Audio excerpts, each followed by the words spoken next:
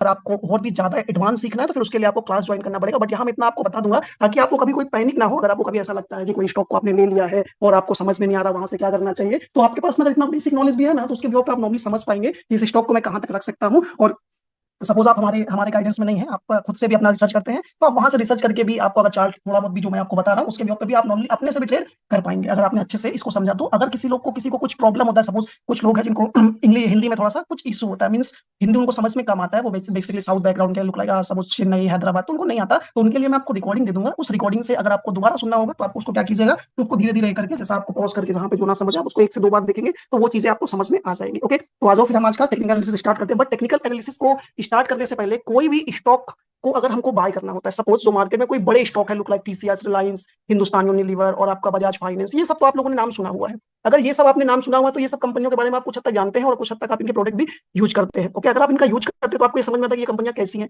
लेकिन कुछ कंपनियां बहुत छोटी होती है, बहुत छोटी होने का सेंस क्या, मिड कैप है, स्मॉल कैप है, जिनका मार्केट है 100 करोड़, 500 करोड़ या 1000 करोड़ के आसपास का है, तो उनका प्रोडक्ट क्या हमारे पास पहुंच नहीं पाता, हम उनकी डिटेल्स जान नहीं पाते कि भाई ये कंपनियां कैसा काम करती हैं। तो उसके लिए अगर हम मार्केट में आते हैं तो हमें रिलायंस वगैरह का तो सब कुछ पता है, लेकिन अगर मान लो आपको कोई छोटी कंपनी आपको वो समझ में नहीं आ रहा, तो उसके लिए हम दो टाइप के एनालिसिस करते हैं। नंबर वन फंडामेंटल एनालिसिस, दूसरा टेक्निकल एनालिसिस। और फंडामेंटल एनालिसिस में हम क्या देखते हैं, फंडामेंटल एनालिसिस में हम देखते हैं कंपनी की हेल्थ कैसी है। हेल्थ बोले तो कंपनी कैसा रेवेन्यू जनरेट कर रहा है पिछले दो सालों 4 सालों में, कंपनी ने क्या सेल्स जनरेट किया है, कंपनी कितना प्रॉफिट कमा रही है, वो सब हम उसके फंडामेंटल में देखते हैं। साथ ही साथ हम वहां से उसका वैल्यूएशन निकालते हैं। वैल्यूएशन निकालने का सेंस क्या, कि कंपनी की जो फाइनेंशियल है, कंपनी कितना सेल्स कर पा रहा है, कंपनी कितना प्रॉफिट बना पा रहा है, कंपनी में कितने प्रमोटर है, कंपनी का कैश फ्लो कितना है, ये सारी चीजों को देख करके हम उसका वैल्यूएशन निकालते हैं कि मार्केट को इसको कितने रुपए पे ट्रेड करना चाहिए। सपोज कोई स्टॉक है, जैसे सपोज अगर मैं आपको एक एचबीएल इंजीनियरिंग का एग्जांपल दे दूं, कि एचबीएल इंजीनियरिंग अभी मान लो सपोज आपका 400 के आसपास चल रहा है। अगर 400 के आसपास जो भी प्राइस चल रहा हो अभी, उस प्राइस पे अगर हमने उसका वैल्यूएशन निकाला फंडामेंटल के बिहाफ पे, उसके पास कैश फ्लो इतना है, उसका कंपनी का नेट प्रॉफिट इतना है, सेल्स इतना हो रहा है, इसके बिहाफ पे हमने इसका एक वैल्यूएशन निकाला, उसका एक मेथड होता है, वो जब हम फंडामेंटल पढ़ाते हैं तो हम उसमें बताते हैं कैसे आप निकाल सकते हो। तो अगर आपने वो वैल्यूएशन निकाला कि सपोज अगर स्टॉक का प्राइस 400 चल रहा है और उसकी वैल्यूएशन निकल के आ रही है स्टॉक की 500, अगर 500 रुपए निकल के आ रही है लेकिन अभी स्टॉक ट्रेड कर रहा है मान लो 400 रुपए पे, तो हम क्या बोलेंगे स्टॉक क्या है, अंडर वैल्यूड। अगर अंडर वैल्यूड है तो स्टॉक क्या फेयर होने के लिए ऊपर जाने की पूरी पूरी पॉसिबिलिटीज है। तो अगर कभी ऊपर जाने की पॉसिबिलिटीज हो तो आपने फंडामेंटल में निकाल लिया। लेकिन अगर आपने फंडामेंटल देखने के बाद हम इसको किस लेवल पे ले सकते हैं, क्योंकि क्या फंडामेंटल का पर डे चेंज नहीं होता, फंडामेंटल कब चेंज होगा, हर क्वार्टरली अपडेट आता है, क्वार्टरली अपडेट में कंपनी ने ऐसे रिजल्ट दिए हैं, उस रिजल्ट के बिहाफ पे उसका वैल्यूएशन अप डाउन होता रहता है। सपोज कंपनी का लगातार सेल्स बढ़ता है, इसमें अगर आपको एग्जांपल दिखाऊं कहां पे फंडामेंटल, तो आपको सब लोगों को मालूम होगा क्योंकि ऑलमोस्ट सब लोग मार्केट के बारे में समझते हैं। तो ये स्क्रीनर है, इसमें कंपनी का फंडामेंटल का पूरा डिटेल आपको यहाँ पे मिल जाएगा, market cap, current price, high low, stock P, book value, ये सब आपको यहाँ पे मिल जाएगा। फिर कंपनी क्या काम करती है यहाँ पे आप डिटेल देख लो। एचबीएल पावर, इसका करंट प्राइस है वैसे 472 रुपीज है। ओके, अब इसके बाद में इसका आप चार्ट यहाँ पे बेसिकली चार्ट में बता रहा है, इसमें बहुत सारा कुछ है, प्राइस क्या चल रहा है एनएससी पे, 50 डीएमआर 200, ये सब मैं आपको एक ब्रीफ में आज पूरा गाइड करूंगा, कैसे चार्ट पे लगाना है, कैसे देखना है, वो सब मैं आपको बताऊंगा। इसमें प्रोज और कॉन्स में जाओ तो प्रोज में कंपनी का अपना डेप्थ रिड्यूस कर रहा है, ये अच्छी बात है। कंपनी अगर कोई भी कंपनी के पास में ज्यादा डेप्थ होता है तो कंपनी अच्छे से काम नहीं कर पाती, लेकिन अगर कंपनी के पास में डेप्थ कम है तो कंपनी अच्छे से काम कर पाएगा, उसको जो भी अपने ऑपरेशंस कंप्लीट करने हैं वो बहुत अच्छे से कर पाएगा। और कंपनी के पास कैश रहेगा तो वो जो उनको ऑर्डर मिल रहे हैं वो ऑर्डर को भी जल्दी फुलफिल कर पाएगा। अगर कंपनी के पास वर्किंग कैपिटल ही नहीं है, कैश ही नहीं है, तो उसको कोई भी इतने बड़े बड़े ऑर्डर मिलते हैं उससे कोई मैटर नहीं करता, क्योंकि अगर आप ऑर्डर ही कंप्लीट नहीं करके दोगे तो आपके पास पैसे कैसे आएंगे। जैसे सपोज अगर आप कोई चीज, अगर आप शादी में कभी जाके कुछ भी ऑर्डर करते हो, शादी मतलब किसी आपने दुकानदार को बोला कि भाई हमारे यहाँ कोई फंक्शन है और उस फंक्शन में आपको ये अपनी जो भी आप बेचते हो वो हमारे यहाँ आके सप्लाई करना है, मतलब आपको हमारे फंक्शन में प्रोवाइड करना है। अगर आपने उसको बोला लेकिन उसके पास भी, जो आदमी को आपने बोला उसके पास भी तो कुछ पैसा होना चाहिए जिससे वो रॉ मटेरियल लाएगा, वो बना के हमारे यहाँ शादी में पहुंचा पाएगा। अगर वो नहीं पहुंचा पाता तो हम उसको पैसा क्यों देंगे। तो इसके लिए तो आपके पास कम से कम थोड़ा पैसा तो होना चाहिए ना, ताकि आपको जो ऑर्डर मिल रहा है वो तो फुलफिल होनी चाहिए। और ये ऑर्डर के कंपनी के पास कैश फ्लो कब होगा, जब उसके पास ये डेप्थ कम होगा और उनके कंपनी का अपना डेप्थ कम कर रही हो और उसके पास में डेप्थ ना हो, तब उसके पास पैसा बचेगा। अदरवाइज आप जो नेट प्रॉफिट कमा रहे हो उसको आप ज्यादातर क्या करेंगे, डेप्थ प्रोवाइड कर दे, इंटरेस्ट पे कर दे रहे हो या कुछ कर रहे हो, तो आपके पास प्रॉफिट ही कम बचेगा। तो ये चीजें हमारे लिए देखना इंपॉर्टेंट होता है किसमें, फंडामेंटल में। उसके बाद आप देख लो उसके बाद क्वार्टरली रिजल्ट कि इसका सेल्स क्या हो रहा है, जून क्वार्टर में क्या था, सितंबर क्वार्टर में क्या था, दिसंबर क्वार्टर में था। ये देखो कि ये जो रिजल्ट आते हैं हर क्वार्टर में आते हैं। क्वार्टर मतलब जैसे अभी एक क्वार्टर क्या चल रहा था हमारा, जैन टू मार्च। अब इस जैन टू मार्च में कंपनी ने कितना सेल्स किया, क्या किया, उसका अपडेट कब से आना शुरू होगा, अप्रैल में 10 तारीख से आना शुरू होगा, जिसको हम बोलते हैं क्वार्टरली रिजल्ट। साथ ही साथ आपका ईयरली रिजल्ट, क्योंकि ये फोर्थ क्वार्टर है तो फोर्थ क्वार्टर में आपका ईयरली रिजल्ट भी इसी सीजन इसी क्वार्टर में आएगा। तो अब यहाँ पे जो 3 महीने में इसमें चेंज होगा, इसके बेस पे हम डिसाइड करेंगे कि स्टॉक का प्राइस कितना ऊपर नीचे होना चाहिए। लेकिन ये तो फंडामेंटल में है ना, अब फंडामेंटल हर 3 महीने पाएगा, लेकिन इसका जो टेक्निकल व्यू देखना है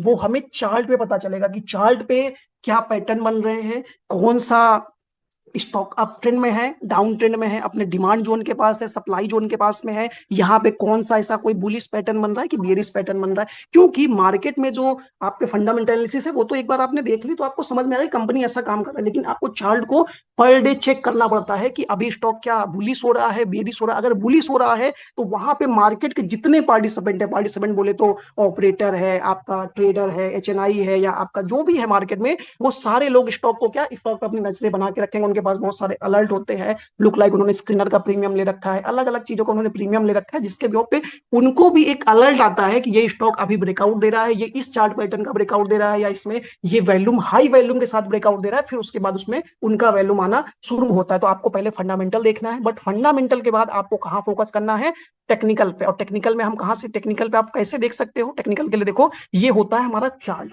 ओके, अब इस चार्ट में जिन लोगों को आता है, मार्केट समझ में आता है, चार्ट समझ में आता है, उनको तो ये समझ में आता है कि भाई अभी ये क्या बता रहा है, कैंडल्स क्या बता रही है, मूविंग एवरेज कौन सा है, प्राइस एक्शन क्या बन रहा है, उस प्राइस एक्शन के अकॉर्डिंग अभी स्टॉक क्या ऊपर जाएगा यहाँ से या स्टॉक नीचे जाएगा, ये हमारा जो डिमांड जोन था क्या ये ब्रेक करके और भी नीचे जा सकता है, या हमारा जो सप्लाई जोन था क्या ये प्राइस इस लेवल के ऊपर जाएगा, ये सब कुछ मैं आपको अभी बताऊंगा। बट टेक्निकल एनालिसिस बेसिकली क्या होता है, टेक्निकल एनालिसिस ये होता है कि पास्ट में कोई स्टॉक ने कैसा रिएक्शन दिया है, मतलब पास्ट में स्टॉक का प्राइस एक्शन क्या था, जिसके बिहोव पे हम उसके फ्यूचर में आने वाले उसका क्या प्रिडिक्ट कर सकते हैं कि आगे ये कैसा रिएक्शन दे सकता है। तो हम उसका जो पास्ट का प्राइस एक्शन है, प्राइस एक्शन क्या होता है, price action basically candle, chart pattern और आपका जो मूविंग एवरेज के बिहाव पे क्या टोटली उसकी हिस्ट्री है, उसके बिहाव पे आने वाले फ्यूचर में ये स्टॉक क्या प्रिडिक्ट हो सकता है, कहां तक जा सकता है, उसके बिहाव पे हम ये टेक्निकल एनालिसिस में सारा कुछ प्रिडिक्ट करेंगे कि भाई क्या हो सकता है। उसके बिहाव पे हम अपना स्टॉक शेयर करते हैं कभी कभी कि भाई अभी इसका प्राइस एक्शन जो अभी बुलिश प्राइस एक्शन बनना, यहाँ से स्टॉक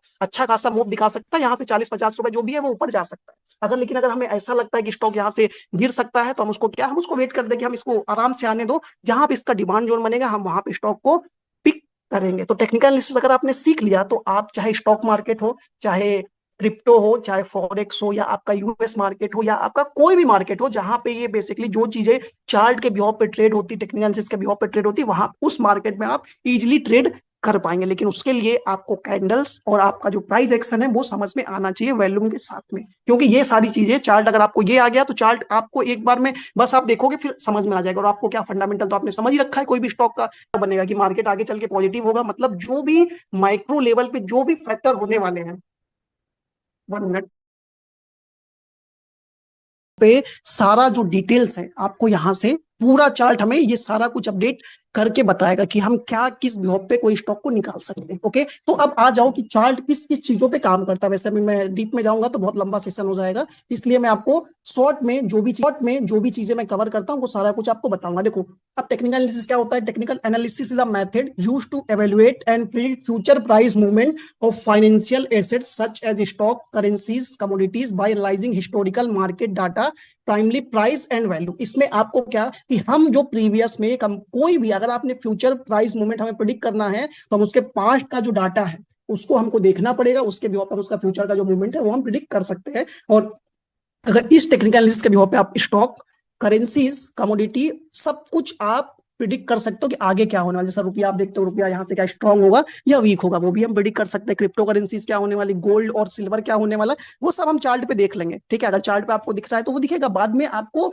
जो ग्लोबल ट्रेंड बन रहा है, ट्रेंड बोले तो जो माइक्रो लेवल पे मतलब क्या ट्रम्प टैरिफ लगाएगा, तो ये सब माइक्रो लेवल, क्योंकि हम इकोनॉमी में दो चीजें देखते हैं, एक माइक्रो और एक मैक्रो। माइक्रो लेवल जो होता है वो हमारे मार्केट को ज्यादा इफेक्ट करता है और ज्यादातर लोग फोकस माइक्रो लेवल पे ही करते हैं, माइक्रो पे ज्यादा फोकस आदमी कम करता है, क्योंकि माइक्रो वो जो मार्केट को ज्यादा हिट करता है हमें। ओके, तो आपको ये सारी चीजें इसके बिहाव पे आपको देखना है, हिस्टोरिकल डाटा पे, साथ ही साथ आपको प्राइस एक्शन देखना है।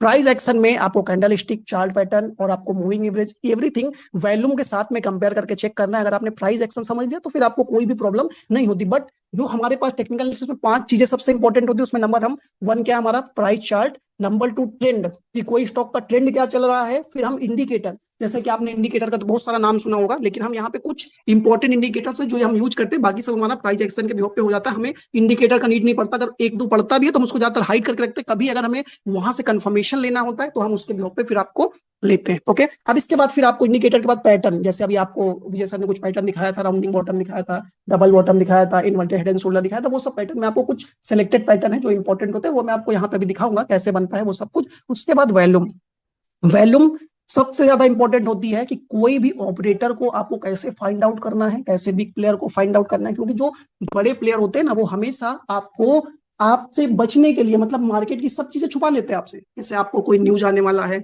ओके, आपसे अगर कोई न्यूज छुपा ली वाला है, अगर उन्होंने सब कुछ आपसे छुपा लिया, लेकिन वो अपनी अगर उनको कोई चीज को बाय करना है ना तो वो आपसे वैल्यूम को नहीं छुपा पाएंगे, क्योंकि वैल्यूम में हमें सब कुछ दिखता है कि कोई आदमी कहाँ पे कितनी पोजीशन बना रहा है, कोई ऑपरेटर एंटर कर रहा है, कोई बिग प्लेयर एंटर कर रहा है, या कोई नॉर्मल रिटेलर बाय कर रहा है, वो सब कुछ हमें इस वैल्यूम के थ्रू समझ में आता है। ओके, तो आ जाओ हम वन बाई वन देखते हैं कि इस पांचों में आपको क्या, पहले मैं आपको वन बाई वन पांचों दिखाऊंगा, फिर लास्ट में कोई स्टॉक को आपको कैसे पिक करना है वो भी मैं आपको, इस पांचों चीज का कंफर्मेशन कैसे करना है वो मैं आपको दिखाऊंगा। ओके, तो नंबर वन जो प्राइस चार्ट है, प्राइस चार्ट में हम बेसिकली यूज क्या करते हैं in technical analysis, we use chart like line bar और कैंडलस्टिक चार्ट। जैसा आपको कैंडलस्टिक वहां पे दिख रहा था वो दिखाऊंगा मैं।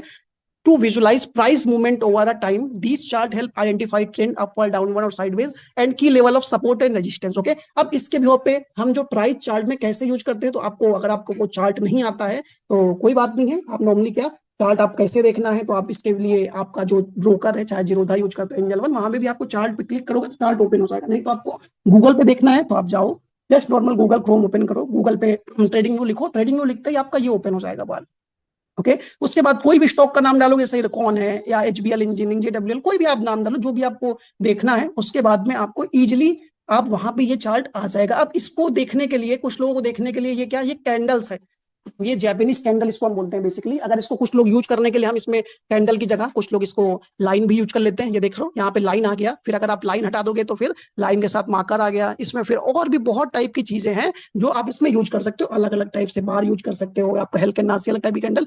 लेकिन हम जो बेसिकली यूज करते हैं वो एक नॉर्मल कैंडल्स होती है जिसको हम बोलते हैं जैपनीज कैंडल स्टिक। अब जैपनीज कैंडल स्टिक को समझने के लिए कि भाई आपको इसमें दो ही टाइप की कैंडल होती है, एक रेड और एक ग्रीन होता है। अगर रेड और ग्रीन बाकी अगर आप लोग अपने से चेंज करना है आपको कलर, तो जब आप एक बार समझ जाते हो तो सिचुएशन को, तो फिर आप अपने अकॉर्डिंग चेंज कर लेते हो। ओके, लेकिन इसमें जाने से पहले कैंडल स्टिक बहुत टाइप की कैंडल स्टिक होती है, अगर आप लोगों ने पढ़ा होगा तो कम से कम 25 से 26 टाइप की कैंडल स्टिक होती है। कुछ बुलिश कैंडल स्टिक होती है, कुछ बियरिश कैंडल स्टिक होती है। लेकिन कैंडल्स को समझाने से पहले मैं आपको एक नॉर्मल सा डिमांड जोन और आपको एक सप्लाई जोन क्या होता है वो भी समझ में आना चाहिए, मतलब सपोर्ट और रेजिस्टेंस आप कैसे फाइंड आउट कर सकते हो। अगर आपने ये समझ लिया तो फिर आपको थोड़ा इजी हो जाएगा कि कौन सी कैंडल को, बुलिश कैंडल को कहां देखना है और बियरिश कैंडल को कहां देखना। देखो अब इसको अगर मैंने इसको हटा दिया तो आपको जिस लेवल से मल्टीपल टाइम स्टॉक रिजेक्ट हो रहा है, रिजेक्ट होने का मतलब मल्टीपल टाइम सेलिंग आ रही है, वो हमारा सेलिंग आपका सप्लाई जोन होता है। सप्लाई जोन बोले तो रेजिस्टेंस होता है, मतलब कि जिस लेवल पे स्टॉक जाता है लेकिन वहां पे बार बार सेलिंग आ रही है, वहीं से रिजेक्ट हो रहा है। तो अगर आप इसको नॉर्मली यहाँ पे देखेंगे तो आपको इस लेवल पे, इस लेवल से आपको मल्टीपल टाइम रिजेक्शन देखने को मिल रहा है। इसमें आप देखेंगे एक बार प्राइस ऊपर गया, इसमें अगर नॉर्मली हम देखें तो प्राइस ऊपर जा रहा है, रिजेक्ट, फिर ऊपर जाने की कोशिश करा लेकिन नहीं जा पा रहा, फिर ऊपर जा रहा है, इसमें से रिजेक्ट, और उसके बाद देखो फिर नीचे आया और फिर यहाँ पे रिजेक्ट, फिर देखो नीचे आया, फिर ऊपर गया और इस लेवल से रिजेक्ट, मतलब मल्टीपल टाइम यहाँ से रिजेक्ट हो गया। मतलब ये हमारा क्या बन गया, एक बड़ा सप्लाई जोन बन गया, मतलब जो सेलर है वो लोग यहाँ पे सप्लाई दे रहे हैं और ये हमारा एक बड़ा रेजिस्टेंस जोन भी बन गया। लेकिन इसके बाद जिस लेवल से फर्स्ट टाइम बायर बाय करने आता है, या जिस लेवल पे बायर को लगता है कि प्राइस इसके नीचे नहीं जाना चाहिए, ये यहाँ पे सपोर्ट बना रहा है, तो उस अगर जिस लेवल से प्राइस आपका रिजेक्ट होता है जहां पे बायर आता है, हम उसको बोलते हैं डिमांड जोन और उसी को हम बोलते हैं सपोर्ट लेवल। डिमांड जोन और सपोर्ट लेवल में कोई बड़ा डिफरेंस नहीं, दोनों एक सेम है, बट बोलने के लिए हम अलग अलग वर्ड्स यूज करते हैं, कभी कुछ यूज कर लेते हैं। तो आपको जैसे अगर मैं इसमें नॉर्मल वे में देखूं तो आपको ये यहाँ पे देख रहे हो, फर्स्ट टाइम बायर यहाँ पे आया और बाय करने के बाद प्राइस ऊपर ले गया, फिर देखो नीचे आया, फिर बायर आया, मतलब ये हमारा एक शॉर्ट टर्म के लिए एक डिमांड जोन बन गया, यही हमारा एक सपोर्ट बन गया। तो सपोर्ट आपको नॉर्मली ये नीचे सपोर्ट और इसी को डिमांड जोन, ये हमारा सप्लाई जोन, रेजिस्टेंस हमारा ये बन गया। ओके, अब इसके बाद में जब आपने ये देख लिया तो अब हम आते हैं कैंडल, क्योंकि कैंडल देखो बहुत सारी होती है, लेकिन हमें कुछ इंपॉर्टेंट कैंडल ही मैं आपको यहां बताऊंगा जो आपके लिए समझदार, क्योंकि अगर आपने वो समझ लिया 2 से 3 कैंडल, तो उसके बाद बाकी सारी कैंडल्स उस प्राइस एक्शन के बिहाफ पे अपने से बनती है, वो कैंडल की बॉडी पे आप समझ जाएंगे कि बेसिकली क्या होने वाला है। तो सबसे पहले मैं आपको आता हूं, तो उसमें हमारा एक जो कैंडल बनता है वो बनता है हैमर। हैमर आपको मैं इस चार्ट में नहीं, लेकिन मेरे पास दूसरा चार्ट ओपन है, मैं उसमें आपको हैमर दिखाता हूँ, जिससे ये डाउ जोन्स है। ठीक है, अगर ये कैंडल है तो आपको ये हर जगह काम करेगा, लेकिन मैं आपको थोड़ा सा हैमर से पहले आपको एक कैंडल का वैल्यू बता दूं कि रेड और ग्रीन कैंडल क्या होता है। जैसे आप देखो कोई भी कैंडल रेड का बनता है, मैं इसको मूविंग एवरेज वगैरह सब हाइड कर देता हूं, नहीं तो आप लोग कंफ्यूज हो जाएंगे। ओके, अब देखो इसमें एक खाली चार्ट है। ओके, ये आपका आवरली चार्ट है। आवरली मतलब एक कैंडल जो है वो 1 आवर पे बन रहा है, मतलब एक घंटे में जो भी बाइंग सेलिंग मार्केट में हुई है उसकी एक्टिविटी को ये बता रहा है। अगर कोई भी स्टॉक प्राइस जिस लेवल पे ओपन होता है, चाहे वो स्टॉक हो या इंडेक्स हो, जिस भी लेवल पे ओपन होता है, अगर वो अपने ओपनिंग लेवल से नीचे क्लोज होता है तो वहां पे कैंडल हमेशा रेड बनती है। ये आपको देख के चल रहा है। अगर आपको सपोज ये रेड कैंडल है तो आपको इसका ओपनिंग कहाँ हुआ होगा, अगर मैं इसका ओपनिंग आपको दिखाऊं तो इसका ओपनिंग इस लेवल पे हुआ है, अपर लेवल पे, और इसका जो क्लोजिंग है, आपको अगर इसका क्लोजिंग दिखाएं तो क्लोजिंग हमेशा जिस लेवल पे ओपन हुआ उसके नीचे क्लोज देगा। तो देखो ओपनिंग यहाँ हुई, क्लोजिंग यहाँ हुई, तभी ये हमारा रेड कैंडल बना है। ओके, अब इसका अगर मैं इस पे क्लिक करूंगा तो आपको यहाँ पे 4 ऑप्शन दिख रहे हैं। एक बार आप देख लेना इसको, यहाँ पे ये दिखेगा आपको, इसको देखना जो मैंने हाईलाइट किया है। ओके, अब इसके बाद मैंने इस पे कर्सर रखा, देखो आपको दिख रहा है ओपनिंग, ओ का मतलब ओपनिंग 42,202, ये हमारा ओपनिंग लेवल हो गया। हाई देखो, जिस लेवल पे हाई बनाएगा आज का, वो हमारा हाई बनाने के बाद ये वीक होता है। ओके, अब अपर वीक जो उसका हाई बनेगा, लेकिन हाई जहां बनता है उसके ऊपर वहां पे क्लोज नहीं देता, तो ये हमारा हाई हो गया। तो देखो हाई दिख रहा है आपको 41,000, इसका हाई है 42,258। ओके, और लो देखो, इसका लो इस लेवल के आसपास नीचे, आप वहां पे भी देख सकते हो 41,832 है, और साइड में भी आपको दिख रहा है, यहाँ पे अगर आप देखेंगे तो आपको यहाँ पे भी दिखेगा किस किस लेवल पे क्लोज हुआ है। ओके, तो ये हमारा क्लोज है और साथ में लो भी है। तो आपको ऐसा कोई भी कभी भी कोई स्टॉक प्राइस अगर नीचे ओपनिंग से नीचे क्लोज होता है, सीधा रेड कैंडल बनेगा। इसके अपोजिट आ जाओ ग्रीन कैंडल में, तो कोई भी स्टॉक चाहे उसमें पॉजिटिव, अगर उसमें पॉजिटिव न्यूज है और वो जिस लेवल पे ओपन होता है, सपोज अगर इस लेवल पे ये ओपनिंग हुआ, नीचे से ओपनिंग, क्योंकि जिस लेवल पे ओपन होगा उसके ऊपर क्लोज देता है, तो वहां पे बेसिकली ग्रीन कैंडल बनता है। ग्रीन कैंडल देखो बन गया। अब ग्रीन कैंडल बनता है तो इसका मतलब क्या कि बायर का डोमिनेशन, और रेड कैंडल का मतलब क्या हुआ, सेलर का डोमिनेशन, दैट्स इट। ओके, अब यहाँ पे इसका ओपनिंग देखो कहां पे हुआ, इस पे मैंने कर्सर रखा है, इसका ओपनिंग देखो 42,180, और इसका हाई देखो 42,536, और इसका क्लोजिंग देखोगे तो 42,500। ओके, तो आपको यहाँ पे 300 पॉइंट के ऊपर ये क्लोज दिया, तो ये हमारा बेसिकली ग्रीन कैंडल बन गया। अब ग्रीन कैंडल जब बन गया तो अब हम आते हैं कि कौन सा कैंडल हमारे लिए इंपॉर्टेंट है। हम केवल 3 कैंडल पे सबसे ज्यादा फोकस करेंगे, वो 3 कैंडल मैं आपको दिखाता हूं। सबसे पहले आपको देखो यहाँ पे नंबर 1 हमारा हैमर। हैमर जो होता है एक बुलिश कैंडल स्टिक पैटर्न होता है। इसका आप देखेंगे तो जो आप नॉर्मली घर में हैमर यूज करते हो कभी कील को ठोकने के लिए दरवाजे में, सेम वैसा ही होता है। तो अगर आपको कभी भी, हम जैसे कोई भी स्टॉक हम शेयर करते हैं, लाइक आपका रेलटेल, एचबीएल इवनिंग या इरकॉन, कुछ भी हम शेयर करते हैं, अगर उसमें हमें ऐसा कुछ पैटर्न देखने को मिलता है जहां पे ये हैमर कैंडल बनाता है, हम सीधा इसके बाद में इस कैंडल को देखते हैं। एक तो पे बुलिश कैंडल है, इसके बाद जैसे ही सेकंड कैंडल इसके ऊपर ओपन होता है, हम यहाँ पे एंट्री लेते हैं। एंट्री लेने के बाद इसके नीचे अपना स्टॉप लॉस रखा, और स्टॉप लॉस के बाद आपका जो भी टारगेट बनेगा, मतलब जिस भी लेवल से स्टॉक प्राइस रिजेक्ट हुआ है ऊपर के लेवल से, सपोज ये अभी मैंने आपको बताया कि ये हमारा एक रेजिस्टेंस लेवल है। रेजिस्टेंस मतलब यहाँ सेलिंग आई तो हमने इस लेवल पे एंट्री ली। अगर आपको एंट्री लेना है तो नॉर्मली आप लॉन्ग शॉर्ट पोजीशन के अकॉर्डिंग आप यहाँ पे क्लिक करेंगे। क्लिक करते ही आपको इसका स्टॉप लॉस लगाना है। तो जो आपका प्राइस है, जिस भी लेवल पे आपको स्टॉप लॉस लगाना है, आपका स्टॉप लॉस है। साथ ही आपको जो टारगेट रखना है, जब मैं आपको कोई टारगेट हम शेयर करते हैं कोई भी स्टॉक का, तो हम उसका टारगेट भी देखते हैं कि हमारा रिस्क और रिवॉर्ड क्या बन रहा है। जैसे देखो इस पे मैंने क्लिक किया, तो अगर ये इस पे हमने सपोज इस लेवल पे बाय किया होता, इस लेवल पे हमने एंट्री ली, तो यहाँ पे हमारा जो रिस्क रिवॉर्ड बन रहा है 2.95 का।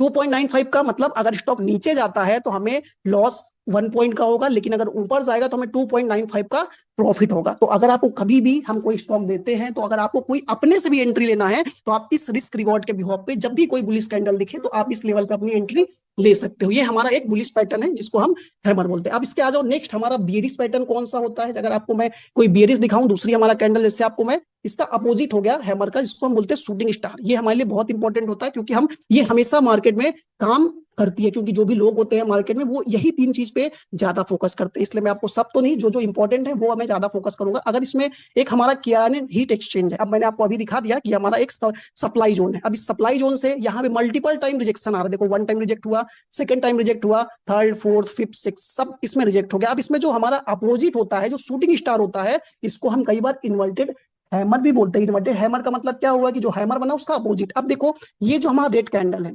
ये भी रेड है, ये ग्रीन है। ओके, अब ये जो रेड है ये हमारा इन्वर्टेड हैमर, इसी को हम बोलते हैं शूटिंग स्टार। तो इसमें देखो, इसमें अपर सप्लाई जोन से सेलिंग आ रहा है, ऊपर से ये रिजेक्ट होना स्टार्ट हो गया। अब रिजेक्ट होना अगर स्टार्ट हो गया तो कभी भी सपोज हमने कभी भी हम एंट्री देते हैं तो हम हमेशा कहां पे एंट्री देते हैं, अपना डिमांड जोन के पास में। अगर डिमांड जोन के पास एंट्री हम देंगे तो उस टाइम पे मैंने आपको वहीं दिखा दिया, अगर मैं सपोज इस लेवल पे हमने एंट्री दिया तो इस लेवल पे हमारा स्टॉप लॉस डिमांड जोन के नीचे होगा। मतलब जिस लेवल पे बायर आया है, अगर वो प्राइस बायर ने उस लेवल से पुश करना प्राइस को शुरू कर दिया, इस लेवल से बाय करना शुरू कर दिया, तो हमारा स्टॉप लॉस बेसिकली इसके नीचे ही होगा कि प्राइस अगर इसके नीचे गया तो ये रिजेक्ट हो जाएगा, ये निगेटिव हो जाएगा और यहां से फॉल करना शुरू कर देगा। तो हम इस लेवल पे बाय किया और बाय करने के बाद जब उसका प्राइस रिजेक्ट होना शुरू हुआ तो हम उस लेवल पे अपना प्रॉफिट बुकिंग करना शुरू कर देंगे। लेकिन प्रॉफिट बुकिंग जब करेंगे सप्लाई जोन के पास तो देखना है कोई बेयरिश कैंडल बन रही है क्या। अगर बनना शुरू हो गई तो जैसा ये हमारा शूटिंग स्टार एक बेयरिश कैंडल स्टिक पैटर्न होता है। अब इसमें जैसे ये कैंडल आपको दिखेगा रेजिस्टेंस पे सप्लाई जोन पे, आपको क्या करना है, जस्ट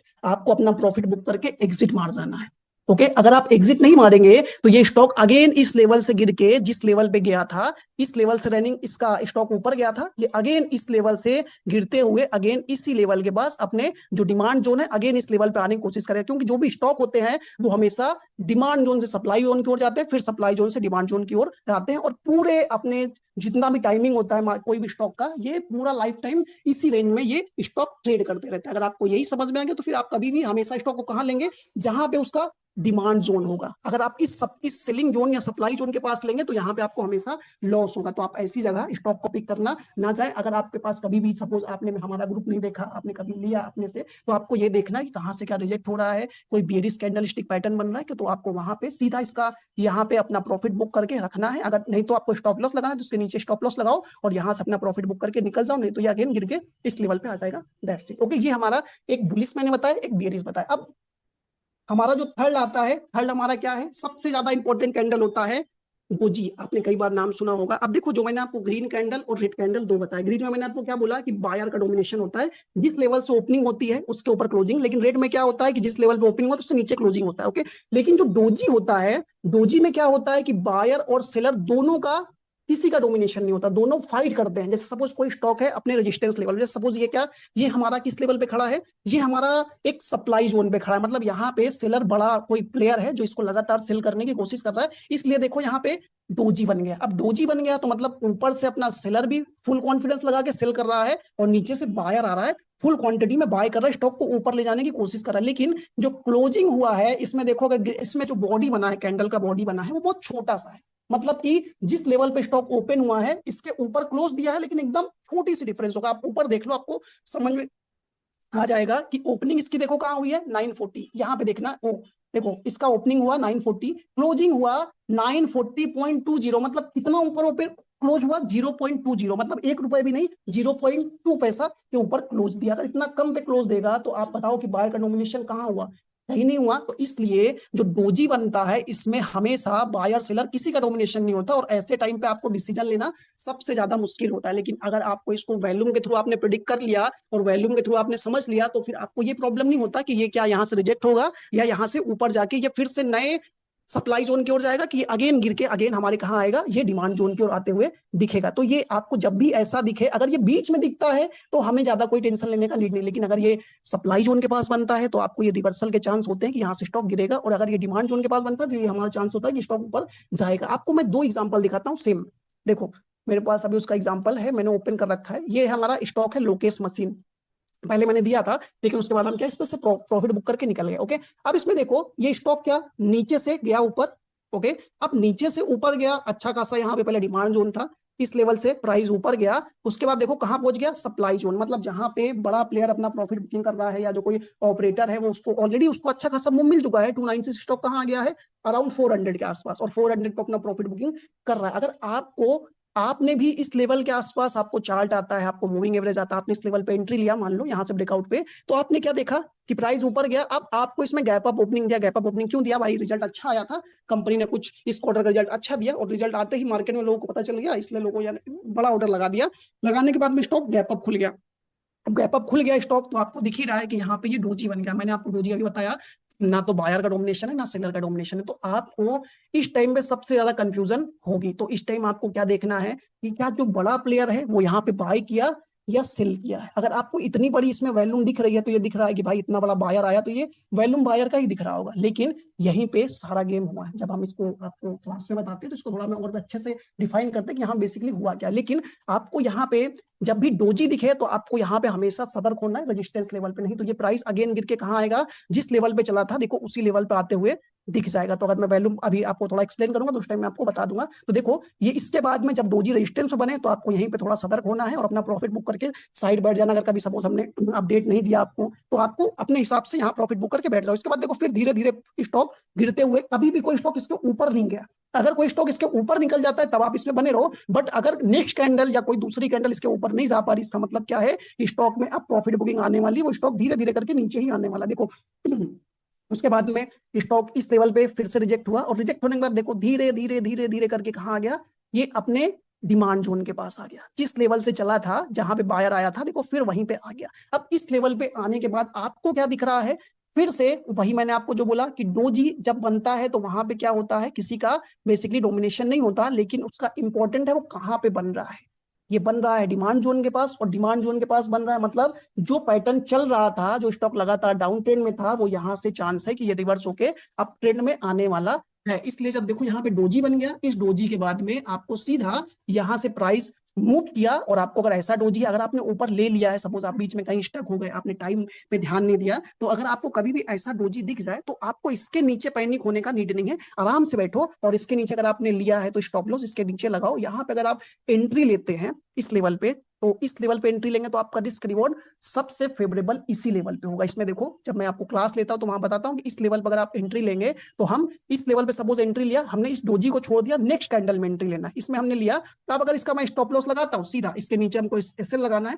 टारगेट आपका क्या, कि जिस लेवल की सप्लाई, ये हमारा डिमांड जोन है, डिमांड जोन से कहां जाते हुए दिखेगा, ये सप्लाई जोन की ओर, क्योंकि बीच में कोई बड़ा रेजिस्टेंस नहीं है, कोई बड़ा रिजेक्शन नहीं है, तो अगेन हमारा टारगेट वही लेवल बनेगा जहां से इसका रिजेक्ट हुआ है। तो सीधी सी बात है, आपका यहाँ रिस्क रिवॉर्ड देखो, रिस्क रिवॉर्ड फेवरेबल है 8 का, मतलब अगर आपको यहाँ पे 1 रुपए का लॉस होगा, तो अगर हमारा टारगेट हिट होता है तो प्रॉफिट हमें कितने रुपए का होगा, 8 रुपए का प्रॉफिट होगा। तो ऐसा हमेशा जो भी मार्केट में ट्रेडर होता है या आपका जो भी ऑपरेटर होता है, वो ऐसे स्टॉक को फाइंड आउट करता है जहां पे उसको रिस्क रिवॉर्ड सबसे ज्यादा फेवरेबल हो। क्योंकि अगर आप कभी भी कुछ कहीं भी आप कुछ बाय करने जाते हो, आप हमेशा वही ध्यान देते हो जहां पे आपको लॉस, सॉरी, जहां पे लॉस सबसे कम हो लेकिन आपको प्रॉफिट सबसे ज्यादा हो। तो यहाँ पे अगर आपको सपोज आपको लॉस 100 का हो रहा है, तो प्रॉफिट आपका अगर टारगेट हिट होता है तो 800 का होगा। तो इसलिए ये लेवल आपका सबसे फेवरेबल होगा कभी भी किसी स्टॉक की एंट्री करने के लिए।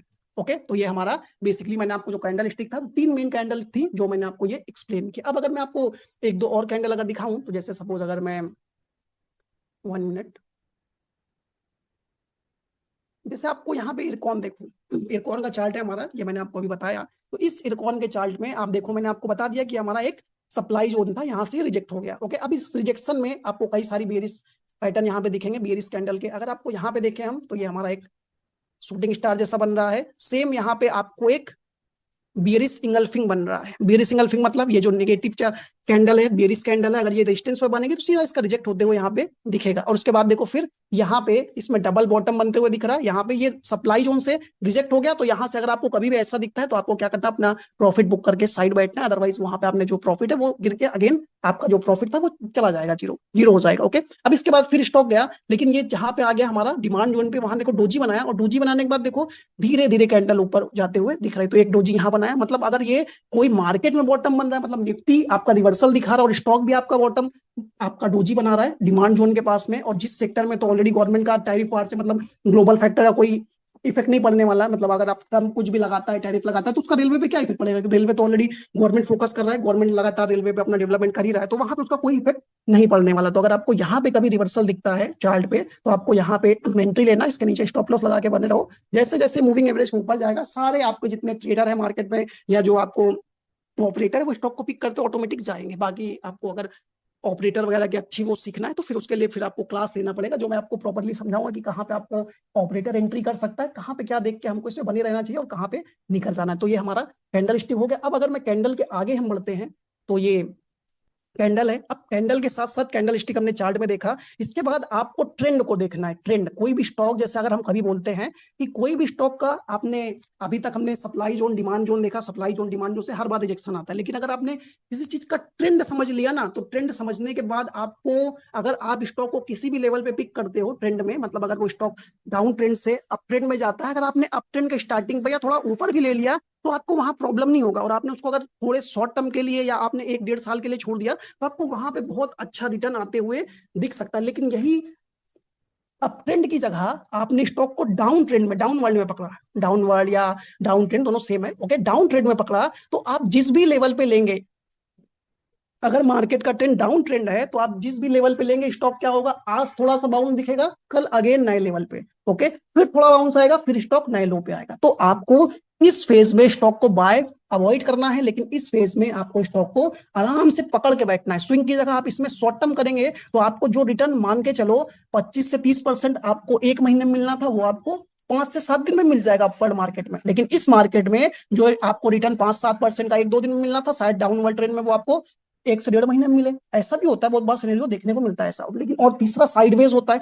साइडवेज में ना तो स्टॉक ज्यादा कोई अपसाइड दिखाएगा ना ज्यादा डाउनसाइड, एक केवल रेंज में कंसोलिडेट करते हुए रहेगा। ये आपको थोड़ा सा ध्यान देना है। लेकिन इसके साथ साथ सपोर्ट रेजिस्टेंस को भी आपको ड्रॉ करना है और उस पर अपना स्टॉप लॉस फॉलो करना है, साथ में टारगेट को भी फॉलो करना। बाजू नेक्स्ट हमारा प्राइस चार्ट के बाद हमारा क्या है, ट्रेंड, जो मैंने आपको अभी उसमें शॉर्ट में दिखाया। ये इसमें आपको समझ में आ गया कि ट्रेंड देखने के बाद यह एक कोर कॉन्सेप्ट है, मतलब टेक्निकल एनालिसिस का कोर कॉन्सेप्ट होता है। जब हम मैंने आपको कुछ दिन पहले बोला था कि Nifty, mid cap, small cap सब अभी डाउन ट्रेंड में चल रहे हैं और 80% स्टॉक डाउन ट्रेंड में है। अब आपको अगर आप यहाँ पे एंट्री लेंगे तो आपको क्या, बहुत सारे स्टॉक में थोड़ा और भी नीचे गिर सकता है। लेकिन जैसे ही ट्रेंड थोड़ा सा चेंज हुआ, आप देखो निफ्टी पे कितना फास्ट मूवमेंट आया, और निफ्टी फास्ट मूवमेंट के बाद जो इतने दिन से निफ्टी गिर रहा था, केवल 7 से 8 दिनों में निफ्टी ने 1500 से 1800 पॉइंट का मूवमेंट दे दिया। और स्मॉल कैप, मिड कैप में भी इतना फास्ट मूवमेंट है। ये सारा गेम किसका है, ट्रेंड का है। अब ट्रेंड में देखो कि ट्रेंड दो टाइप के होते हैं, अप ट्रेंड और डाउन ट्रेंड। अब इसमें देखो अप ट्रेंड जो होता है, अप ट्रेंड में स्टॉक में क्या बनते हैं,